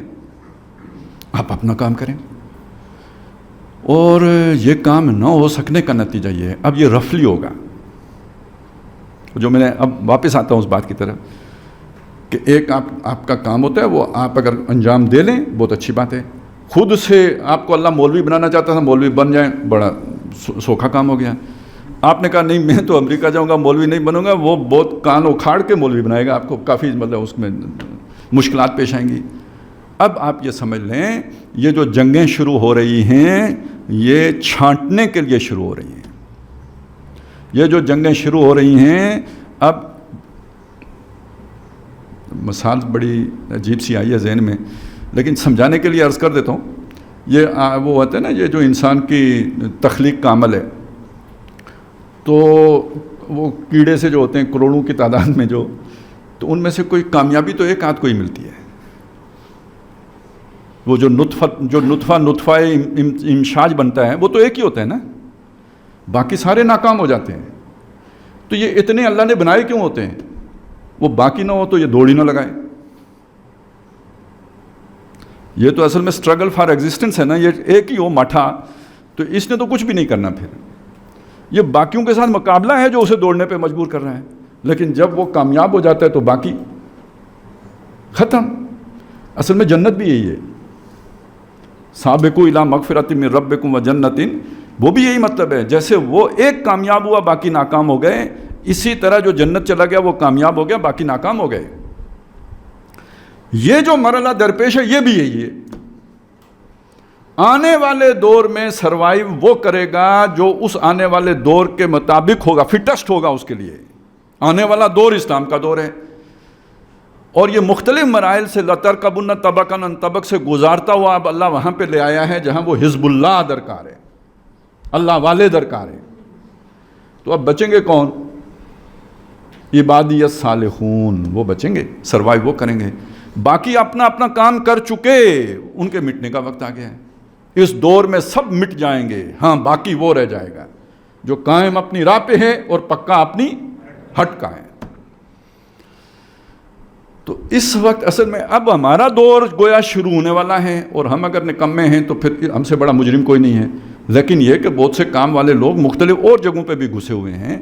اب یہ ایک بہت بڑا یوں سمجھیے کہ چکی ہے جو چلنے والی ہے، پھینٹی ہے جو لگنے والی ہے، یا یوں کہہ لیں کہ جو بھی ایک آزمائش کا عمل ہے جو شروع ہونے والا ہے، جس کے نتیجے میں اللہ تعالیٰ مختلف لوگوں کو چھانٹ کر مختلف ممالک سے وہ امت بنائیں گے جیسے محمد رسول اللہ صلی اللہ علیہ وسلم نے بنائی تھی۔ اور یہ جو سارے وسائل ہیں مسلمانوں کے، ان وسائل کی بنیاد پر وہ غالب آئیں گے، وہ فاتح ہوں گے، اور یہ باقی سارا جو ہے نا کچرا ثابت ہوگا۔ یا ان میں اگر کوئی نیکی ہوگی تو یہ جو بھی ظلم سہیں گے، مظلومانہ مارے جائیں گے، تو اس کے بدلے میں انہیں جنت، دنیا تو گئی، دنیا نہیں ملے گی، آخرت میں انہیں جنت مل جائے گی۔ یہ جو ادھر سزائیں بھگتیں گے یا کہہ لیں آزمائشوں سے گزریں گے، وہ ان کا کفارہ بن جائیں گی نالائکیوں کا۔ اس دور میں ہم داخل ہو چکے ہیں، یہ چھانٹی کا دور ہے۔ یہ اب حق و باطل کے فیصلہ کن مرحلے کا دور ہے۔ اس میں باقی صرف حق پرست رہ جائیں گے، اہل باطل مٹ جائیں گے۔ یہ مٹنے اور بچنے کا دور آ گیا ہے. یہ اب وہ دور نہیں ہے کہ جس میں کو ایگزسٹنس تھی. اور جعل حق و زحق الباطل، اس دور کی دہلیز پہ ہم آ چکے ہوئے ہیں. یہ ساری جنگیں اسی چھانٹی کے لیے ہو رہی ہیں اور یہ ہونی ہے. اس کا مطلب کیا ہے؟ یہ جو جنگ ہمارے سر پر ہے آج ٹل بھی گئی تو مستقلاً نہیں ٹلے گی. یہ ہونی ہی ہے، یہ ختم نہیں کی جا سکتی. یہ وہ تقدیر ہے جو ٹالی نہیں جا سکتی، یہ ہونی ہی ہے. لیکن اس کے ہونے کے نتیجے میں ہم نہیں ختم ہوں گے. ہاں، گند ختم ہوگا، ہمارے اندر جو گند ہے وہ ختم ہوگا. اس کو میں نے آپ کو بہت شروع میں بتایا تھا کہ میں یہ محسوس کر رہا ہوں. بہت آپ کو پتہ ہے کہ دنیا بدل رہی ہے. میں نے یہ بات کہی آج سے 4-5 سال پہلے سے میں کہہ رہا ہوں کہ دنیا بدل رہی ہے. پھر ایک موقع پہ میں نے آپ سے کہا کہ بھئی یہ بھی بات ہے کہ مجھے اب لگتا ہے کہ ایک خاموش یو ٹرن پاکستان نے بھی لے لیا ہے. جیسے ایک اعلانیہ یو ٹرن لیا تھا پرویز مشرف نے، پھر میں نے آپ کو بتایا کہ مجھے لگتا ہے کہ اب ہم ایک اور یو ٹرن لے چکے ہوئے، اور وہ یو ٹرن اب بہت نمایاں ہو گیا ہے. اعلان نہیں کیا ہم نے کشمیر کے مسئلے پہ، ہم سابقہ موقف پہ واپس جا چکے ہوئے ہیں. اور ابھی 2 قومی نظریے کی بات بھی بہت ہائی لیول پہ جو ہوئی ہے، ٹھیک ہے، یہ ترک کر چکے تھے ہم. پچھلے 25 سالوں میں آپ 2 قومی نظریے کی بات کسی جو ہمارا جو کوئی آفیشل ہے اس کی زبان سے آپ نے نہیں سنی ہوگی. وزارت خارجہ کے لیول کے آفیشل سے بھی نہیں سنی ہوگی. چیف آف آرمی سٹاف کی زبان سے سننا بہت بڑی بات ہے. ایک جگہ پہ میں نے اسے یہ کہا تھا کہ یہ جو آنے والا دور ہے نا، یہ ویسا دور ہوگا جیسا ضیاء الحق صاحب کا دور تھا. اب بہت سے سیکولر لبرل تجزیہ نگار بھی یہ کہنا شروع ہو گئے ہیں کہ یہ ضیاء الحق کے جدید آ گیا ہے. لیکن میں یاد دلانا چاہتا ہوں، میں نے ایک اور بات بھی کہی تھی. فرق یہ ہے کہ ضیاء الحق صاحب کا جو دور تھا اور یہ جو دور ہیں یہ ہیں بالکل پیرلل، لیکن وہ ڈاؤن ورڈ ہم جا رہے تھے اس وقت. ایوب خان کا دور بڑا ہمارے عروج کا دور ہے، لیکن اس کے بعد یحییٰ خان، پھر بھٹو صاحب کا دور بھی ایک بہتر دور ہے، لیکن ایوب خان سے کمتر ہے، ملک ٹوٹ چکا تھا. پھر ضیاء الحق صاحب آئے تو ضیاء الحق صاحب کے دور میں ایک طرف ہم نے وہ ایٹمی جو ہے نا وہ اس میں بڑی وہ کیا، لیکن دوسری طرف یہ ایکسٹریمزم آیا. وہ آپ کو نہیں پتہ، یہ ساری جو منشیات کا معاملہ شروع ہوا یہ بھی اسی دور میں شروع ہوا. یہ بے حیائی کے یہ جو سارے کھاتے کھلے یہ بھی اسی دور میں کھلے. وہ پہلے کسی ایک شے وہ گلی میں محدود ہوتا تھا، انہوں نے ادھر پابندی لگائی، وہ گلی گلی محلے محلے پھیل گیا وغیرہ وغیرہ، وہ علیحدہ تفصیلات ہیں. پھر آگے چل سو چل، اور پھر باٹم ہے جو ہم پہنچے پرویز مشرف کے دور میں، اور یہ وہی پھر سلسلہ اور گہرائی میں جاتا گیا، باجوہ صاحب تک پہنچے. وہاں سے جو ایک نیا دور شروع ہوا، وہی میں کہتا ہوں یہ ہمارا وہ کولیکٹیو لاشعور ہے نا جس نے ریئیکٹ کیا. یہ کوئی ہمارے دباؤ، مولویوں کے دباؤ کی وجہ سے یا دین پرستوں کے دباؤ کی وجہ سے، وہ سارے لیٹ چکے ہوئے تھے، لیٹ گئے ہوئے تھے. لیکن وہ جو اجتماعی لاشعور ہے نا اس نے ریئیکٹ کیا ہے، جس کے بعد یہ سارا معاملہ الٹا. اب جو کچھ بھی، اور ویسے اس کے پیچھے وہ علیم اور حکیم کا منصوبہ ہے، لے کے جانا تھا، وہ حالات وہ بنانے تھے کہ آنکھ کھولنی تھی، کھل گئی. تو اب میں یہ سمجھتا ہوں کہ یہ ڈاؤن ورڈ جو ہے نا وہ سفر نہیں ہے بلکہ اپ ورڈ ہے. برابر آ گئے ہیں ضیاء الحق کے دور کے، وہ اس کو برابر کر رہے ہیں، ٹھیک کر رہے ہیں. لیکن جس چیز کو نہیں سمجھ رہے وہ یہ ہے کہ اس کے بعد آنے والا دور اس سے بہتر ہوگا، اس سے اچھا ہوگا. لیکن یہ اچھا دور آنے کے لیے آزمائش سے گزرنا پڑے گا، تکلیفوں سے گزرنا پڑے گا. کیوں؟ بائی چوائس نہیں ہے، ہم نے اس کو اختیار نہیں کیا ہے. اور وہ قدرت ہمارے اوپر تھوپے گی تو مشکلات سے گزارے گی، اس کے بغیر تو نہیں ہوگا. ہم تو امریکہ جانا چاہتے تھے، قدرت ہمیں چائنا کی گود میں بٹھانا چاہتی ہے، تو پھر یہ کہ اگر وہاں کمفرٹیبل ہوں گے تو وہاں سے بھی نکالے گی، کیونکہ وہ اصل میں تو منصوبہ چائنا بھی ہمارے مطلب کا تو نہیں ہے. تو اس حوالے سے ان چیزوں کو یوں دیکھنے کی ضرورت ہے. میں نے کہا چلیں اپنا اجتماع ہے تو وہ جس طرح باتیں ہم باہر کرتے ہیں یہ باتیں ساری وہاں کرنے کی نہیں، تو آپ کے سامنے وہ بیک گراؤنڈ رکھ رہے ہیں، وہ جس طرح ہمارا ذہن بنتا ہے وہ آپ کے سامنے پیش کر دیں کہ سوچنے کا ایک انداز یہ ہے. جب آپ اس طرح سوچیں گے، اسے کہتے ہیں نا اللہ تعالیٰ سے حسن ظن رکھنا، اللہ ہمارے لیے بھلا کرے گا. تو یہ کہنے کی ضرورت کیوں پیش آتی ہے کہ ظاہر میں خرابیاں ہوتی ہیں، تو آپ ان خرابیوں کی وجہ سے یہ نہ سمجھ بیٹھیں کہ اللہ تعالیٰ ہم سے جو ہے نا وہ ناراض ہو گیا ہے. حسن ظن رکھنے کا مطلب ہے یہ جو شے جسے میں شر سمجھ رہا ہوں اس میں اللہ نے میرے لیے کوئی خیر رکھا ہوگا، کوئی بہتری رکھی ہوگی. تو بس میری تو گفتگو اتنی ہی تھی. اب آپ نے اگر کوئی پوچھنا ہو تو میں حاضر ہوں.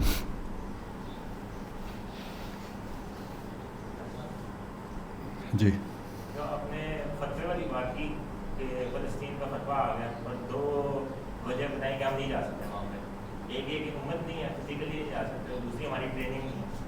تو اگر امام مہدی آتے ہیں وہی 2 وجوہات یہی ہوں گی کہ ہم نہیں جا سکتے, اس کا مطلب یہ ہے کہ اس سے پہلے کام ہو چکے ہوں گے. یس, بالکل آپ ٹھیک کہتے ہیں, اس سے پہلے یہ کام ہو چکے ہوں گے.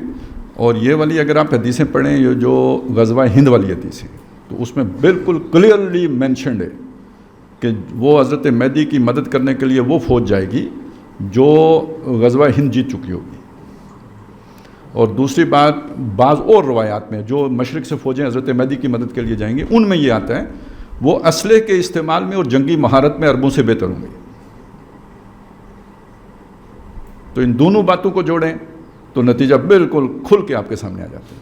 ویسے میں آپ کو یہ بتاؤں, یہ جو پیشن گوئیاں ہوتی ہیں نا, ان کے اندر ابہام جان بوجھ کے رکھا جاتا ہے. یعنی اللہ تعالیٰ انہیں بیان ہی ایسے کراتے ہیں کہ وہ مبہم رہتی ہیں, نہیں تو بالکل کلیئر ہوں تو پھر وہ واقعہ رونما کیسے ہو. اور یہ جو چیزیں ہم جوڑ لیتے ہیں نا کہ اس حدیث میں یہ آیا, اس حدیث میں ان کو ملا لیتے ہیں, یہ بھی اللہ کی طرف سے ہوتا ہے. نہ جڑیں تو آپ کنفیوژن میں رہیں گے. تو یہ جڑ جانا بھی در حقیقت گویا اللہ تعالیٰ کی گائیڈنس کے بغیر ممکن نہیں ہوتا. وہ اس گائیڈنس کا ہمیں شعور نہیں ہوتا ہے. ہم سمجھتے ہیں کہ ہم نے یہ کوئی کارنامہ سر انجام دے لیا, وہ اللہ کا کرم ہوتا ہے, مہربانی ہوتی ہے, وہ چیز جڑ جاتی ہے. یہ 2 حدیثیں میں علیحدہ علیحدہ ہیں کہ بھائی ایک میں یہ ہے کہ جو مشرق سے فوجیں جائیں گی وہ مہدی کی مدد کے لیے جائیں گی, اور وہ جو مدد کے لیے جائیں گی وہ جنگی مہارت میں اور اسلحے میں عرب فوجوں سے بہتر ہوں گی. یہ علیحدہ حدیث ہے. اور یہ والی جو ہے, یہ جو 2 گروہ ہوں گے, جو ایک جو ہے نا وہ ہند میں لڑے گا, جن کے لیے اللہ تعالیٰ نے خوشخبری دی ہے کہ انہیں ان پر دوزخ حرام کر دی گئی ہے. تو ایک وہ جو غزوہ ہند کرے گا, اور دوسرا وہ کہ جو, اچھا غزوے کا مطلب لازمی یہ نہیں کہ حضور اس میں شامل ہوں, یہ تو بعد میں ہم نے اس کے خاص کیا ہے نا کہ جس جنگ میں حضور شریک ہوئے اسے غزوہ کہتے ہیں. لیکن جب حضور صلی اللہ علیہ وسلم یہ بیان کر رہے تھے تو اس وقت تو یہ تقسیم نہیں تھی, وہ تو جنگ کو کہتے ہیں غزوہ. تو جو جنگ کرے گا ہند میں, اور دوسرا وہ کہ جو حضرت عیسیٰ علیہ السلام کے ساتھ شامل ہو کے کرے گا. اور ایک اور روایت میں یہ ہے کہ وہ یہاں سے جب فتح یاب ہوں گے, ہند فتح کر چکے ہوں گے, تو اب وہ جائیں گے مدد کے لیے, یعنی وہ جائیں کہ فلسطین آزاد کریں گے. اور ایک اور روایت میں ہے کہ وہ جو جھنڈے لے کے جائیں گے انہیں جا کے ایلیا میں نصب کریں گے, اور کوئی انہیں رستے میں روک نہیں سکے گا, یہاں تک کہ وہ اپنے علم جو ہوں گے ان کو جا کے ایلیا شام, یہی بیت المقدس, یہاں جا کے اسے یروشلم, بلکہ ایلیا یروشلم کو کہتے ہیں, وہاں جا کے اسے نصب کر دیں گے. تو یہ اتنے ہی مطلب اگر آپ اسے حالات و واقعات کی روشنی میں دیکھیں تو بالکل صاف ہے. ڈاکٹر صاحب بھی یہ کہتے تھے کہ جب حضرت مہدی آئیں گے تو حالات و واقعات سے لگتا ہے کہ اس سے پہلے مشرق میں اسلامی نظام قائم ہو چکا ہوگا. عربی اور عوام مل کے لشکر بنائیں گے, یا جس طرح کہہ رہے ہیں کہ عرب سے یہ لوگ زیادہ جنگی مہارت رکھیں گے؟ جی عرب بھی ہوں گے. دیکھیں مسئلہ یہ ہے نا, اس وقت جو بھی وہاں کے حالات ہیں فلسطین کے, یا اب سے تو نہیں ہیں, اسامہ کیوں کھڑا ہوا تھا جب امریکی آ کے بیٹھ گئے تھے اس علاقے میں, تو اس کے رد عمل میں اسامہ کھڑا ہوا تھا. اخوان کی تحریک کہاں تھی؟ عرب میں ہی تھی نا, اس سارے علاقے میں تھی. تو یعنی وہاں پہ چونکہ آزادی اظہار رائے کے مواقع نہیں ہیں, اس لیے وہاں کی خبریں تو ہمارے پاس نہیں آتی. لیکن اس کا یہ مطلب نہیں ہے کہ وہاں کے ماسز کے اندر کوئی ری ایکشن نہیں ہے. وہ بھی ایمان رکھتے ہیں, ان میں بھی بہت سے ایسے علماء ہیں کہ جو جیلوں میں پڑے ہوئے ہیں, خبریں وہاں سے کوئی نہیں آتی. کئی علماء قتل کر دیے گئے ہیں, کئی کی کتابیں جو ہیں بین کر دی گئی ہیں. تو یہ سارا کچھ جو ہو رہا ہے اس کا مطلب ہے نیچے کوئی تحریک موجود ہے. تو روایات سے یہ پتہ چلتا ہے کہ جو لوگ حضرت مہدی کو تلاش کر رہے ہوں گے وہ مشکلات کا شکار ہوں گے, انہیں اپنی جان کے لالے پڑے ہوں گے.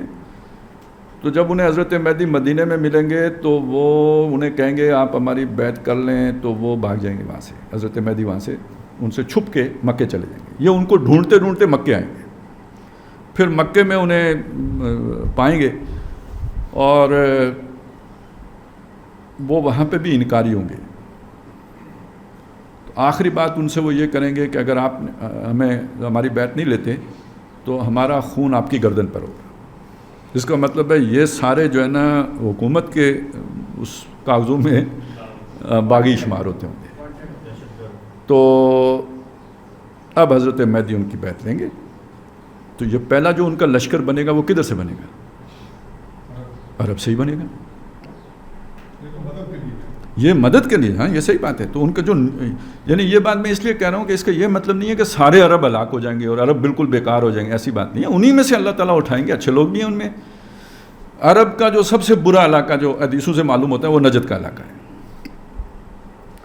جن کے لیے حضور نے دعائیں کی ہیں وہ یمن ہے, وہاں گڑبڑ ہو رہی ہے. شام ہے, وہاں گڑبڑ ہو رہی ہے. ہمارے یمن کی خیر ہو, ہمارے شام کی خیر ہو.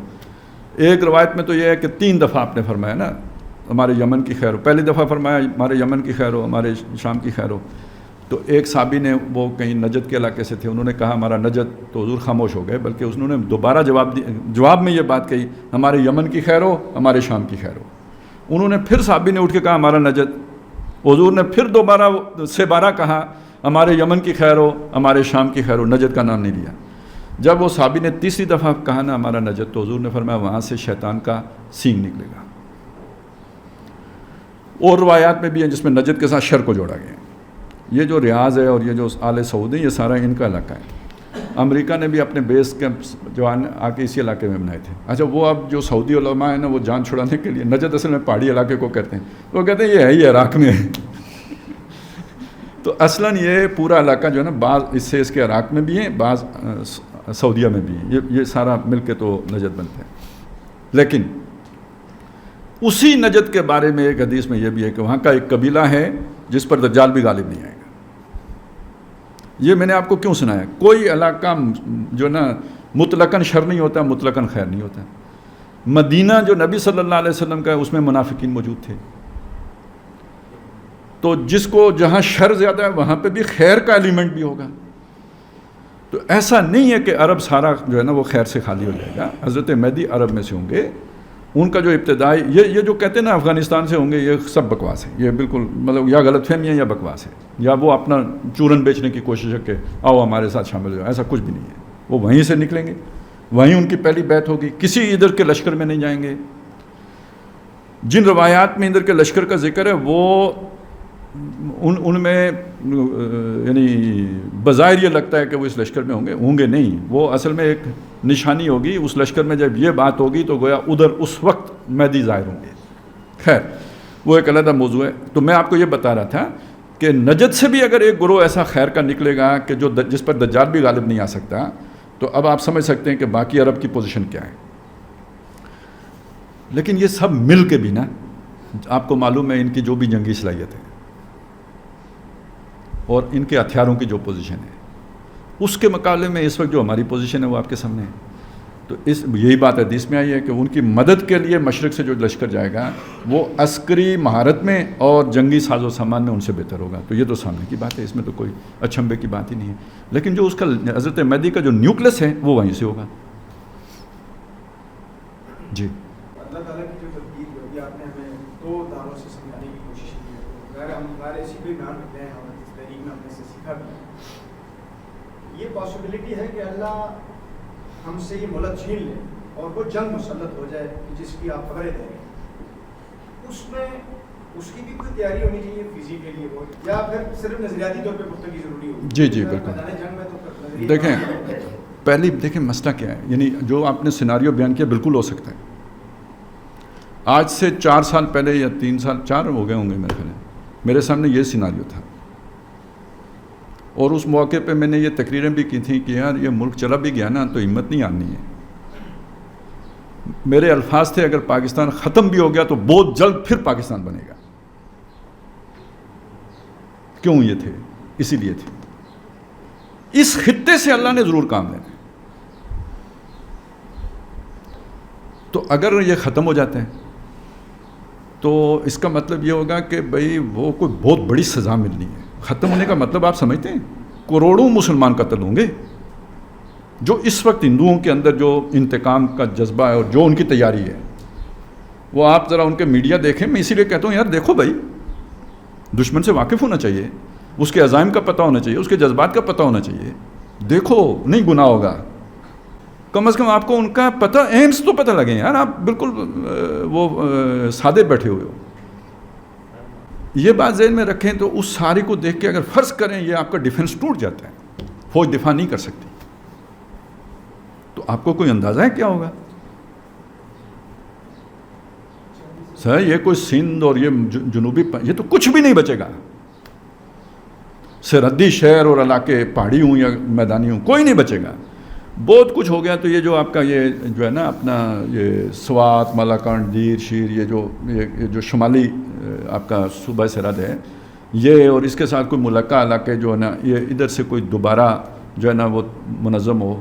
لیکن سوال یہ ہے منظم ہو بھی جائیں تو یہ جو کچھ ہم نے سارا بنایا ہے یہ کدھر جائے گا؟ اس سے مجھے مطلب ایک وہ فیلنگ آتی ہے کہ شاید ایسا نہیں ہوگا کہ ملک ختم ہو جائے. لیکن میں یہ سارا کچھ کہنا تو نہیں چاہتا، لیکن بہرحال آپ نے پوچھ لیا ہے تو مجھے یعنی یہ اس جغرافیہ کے ساتھ انٹیکٹ رہے یہ معجزہ ہوگا. کچھ نہ کچھ جب جنگ لگتی ہے اور ایسی جنگ لگتی ہے جس میں قوموں نے ختم ہونا ہو تو سرحدیں کدھر بھائی؟ اور اس میں وہ جو ہے نا مطلب یہ ایک کیا کہتے ہیں جو زور دباؤ آتا ہے نا جب دوسری فوج کا، تو علاقہ چھوڑنا حکمت عملی کے تحت چھوڑنا بھی غلط نہیں ہوتا. یہ شکست نہیں ہوتی. بعض اوقات آپ کو پیچھے ہٹ کے دوبارہ حملہ کرنا پڑتا ہے، آبادیاں خالی کرنی پڑتی ہیں. صحابہ نے خالی کی ہیں. آپ وہ واقعہ سناتے ہیں کہ جی وہ خراج لیا ہوا تھا تو واپس کر دیا، شہر خالی کیا. کیوں؟ خراج لیا تھا دفاع کرنے کے لیے، دفاع نہیں کر سکتے، دباؤ ایسا آ گیا ہے کہ چھوڑنا پڑنا، تو لوگوں کو خراج واپس دے کے تو شہر چھوڑے نا. تو صحابہ کو بھی چھوڑنے پڑیں گے. جو ایک جنگی جب زور آتا ہے یا تو آپ مریں یا جسے کہتے ہیں ایک جسے ڈسپلنڈ ریٹریٹ، آپ پسپائی اختیار کر لیں پلٹ کر حملہ کرنے کے لیے. تو اتنا جنگی میدان درکار ہوتا ہے. تو ہم تو ہیں ہی کم پتلے سے، تو فرض کریں ایسے کسی دباؤ میں جنگی حکمت عملی کے تحت اگر خالی کرنا پڑے تو ہو سکتا کرنا پڑ جائے. فرض کریں ایسا دباؤ آ جائے آپ لاہور کا دفاع نہ کر سکیں تو کیا اسلام آباد بھی دے دیں گے ڈھاکہ کی طرح ہتھیار پھینک کے آ جائیں گے؟ ایک آپشن یہ. دوسرا یہ ہے کہ ڈسپلنری آپ ریٹریٹ کریں، جاتا ہے تو جائے. اس صورت میں اگر ہمارا یہ جو ہے نا فوج انٹیکٹ رہتی ہے یا کچھ، تو یہ ایک قدرتی دفاعی لائن ہے. یہ جو خطہ پوٹفار ہے یہ اسلام آباد ایک قلعے کی مانند ہے. اگر ہم ادھر سے کشمیر کا دفاع کر لیا ہم نے اور وہ گلگت بلتستان نہیں کاٹنے دیا، اور ادھر اب میدانی علاقوں میں اگر آپ دیکھیں نا تو آپ پرانی جی ٹی روڈ سے بھی آئیں تو جب آپ یہ سواوا سے ذرا آگے جاتے ہیں اترائی آ جائے، وہ ترقی کے جو اترائی ہے پرانی جی ٹی روڈ، اب بہت سے لوگ بھول بھی گئے ہوں گے. ادھر سے آپ جائیں تو سالٹ رینج ہے موٹر وے سے، میاں والی سے بھی جائیں. یہ ایک قدرتی کلا نما علاقہ ہے یہ سارا. اسے فتح کرنا اتنا آسان نہیں ہے اگر آپ کا ڈیفنس کسی بھی درجے میں موجود ہو. اس کے ساتھ پورا کے پی کے بھی آ جائے گا. تو یہ سارا ملا کے تو ہو سکتا ہے کسی وقت آپ یہاں سے دوبارہ جو ہے نا وہ فتح کرنا شروع کریں، یعنی پہلے سکڑ کے یہاں پہ آ جائیں اور پھر یہاں سے آپ نئی حکمت عملی کے تحت آگے بڑھیں.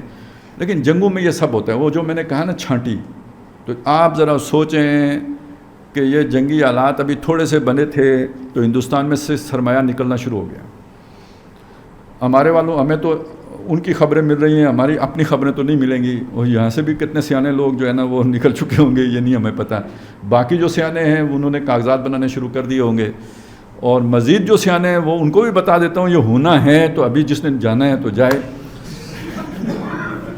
لیکن آپ سوچیں جب یہ حالات بن گئے، واقعی بن گئے، تو جو نہیں سیانے وہ بھی بھاگیں گے. پیچھے کون رہ جائے گا؟ جو بالکل بیوقوف ہیں بالکل بے وقوف ہے وہ پیچھے رہ جائے گا. یعنی وہی جو مومن ہوں گے. وہ ہم تو جیتے ہیں کہ دنیا میں تیرا نام رہے، کہیں ممکن ہے کہ ساقی نہ رہے جام رہے. یہ چھانٹی یوں ہی ہوتی ہے نا. جبریل علیہ السلام نے آ کے ادھر کھڑے ہو کے مری سے اعلان نہیں کرنا فلانا ابن فلانا مومن اور فلانا ابن فلانا منافق امریکہ چلا جائے. ایسا تو نہیں ہوگا. ایسے حالات بنیں گے کہ جس کے بعد جو ہے نا وہ جس نے بھاگنا ہے وہ بھاگ جائے گا اور جس نے ڈٹنا ہے وہ ڈٹ جائے گا. یہی وہ لوگ ہوں گے جو اللہ والے ہوں گے. یہ مدینے میں بھی ہوگا. وہاں بھی آتا ہے کہ وہ جو 3 دھماکے ہوں گے اور منافقین سارے منافقین مدینہ چھوڑ کے بھاگ جائیں گے. یہ پاکستان میں کیوں نہیں ہوگا؟ ابھی تو ہم میمز بنا رہے ہیں، مذاق اڑا رہے ہیں، جگتیں کر رہے ہیں، لیکن یہ جنگ بڑی خبیث چیز ہوتی ہے. جب لگتی ہے نا تو یہ صحابہ کرام کے بارے میں کہا گیا نا کہ دل آ کے گلے میں دھڑکنے لگے، ٹھیک ہے، وزاغت الابصار، آنکھیں ٹیڑھی ہو گئیں، دل گلے میں دھڑکنے لگے، وزلزلوا زلزالا شدیدا، ہلا مارے گئے، بہت زور کا ہلا مارنا۔ اسی سے تو پھر پتہ لگتا ہے کہ سچے کون ہیں اور جھوٹے کون ہیں۔ جی اب سوال ابھی ذہن میں آیا آپ کی بات سے کہ اگر لشکر یہاں سے فتح یاب ہوگا اور وہ جائے گا غرب کی طرف، جدید جو جنگ ہے وہ پوری سائنس ہے، تو اگر اس کا مطلب یہ ہے کوئی عسکری بیک گراؤنڈ کے لوگ ہی وہاں جائیں گے، بالکل احیائی تحقیقوں کے میرے آپ جیسے لوگ، ہمارا کیا رول ہوگا اس جی وقت؟ یہ چھانٹی میں ہم کام سر دیکھیں، ایک رول یہ جو ابھی بھی ہم ادا کر رہے ہیں، یہ آنے والے دور کی یہ پریڈکشن ہمارے علاوہ کون کر سکتے ہیں؟ اور آپ دیکھیں کہ پچھلے 8-10 سالوں میں ہماری کون سا اندازہ ہے جو غلط ثابت ہوا ہو؟ کیوں؟ یہ اس وجہ سے تو جیسے وہ اپنے ہتھیار بناتے ہیں پریسائز جو ہے نا وہ ایکوریسی والے، تو ہمارے پاس بھی تو ایک ہتھیار ہے نا جو بہت ہی، تو ہم اپنا کام کریں، ان کے کام میں ہم نے کیا، انہیں ہم نے بتانا ہے تیر کیسے بنانا ہے، وہ بنا لیں گے۔ تو یہ جو ایک نظریاتی گائیڈنس ہے نا، یہ پہلا ہمارا کام ہے۔ جب لوگ ہمت ہار رہے ہوں اس وقت ہمت بندھانا ہمارا کام ہے، اور یہ چھوٹا کام نہیں ہے۔ یہ آپ کو ایک بات آپ کے سامنے رکھوں، یہ جو گڑبڑ ہے نا ساری اس علاقے میں، فاٹا کے علاقے میں،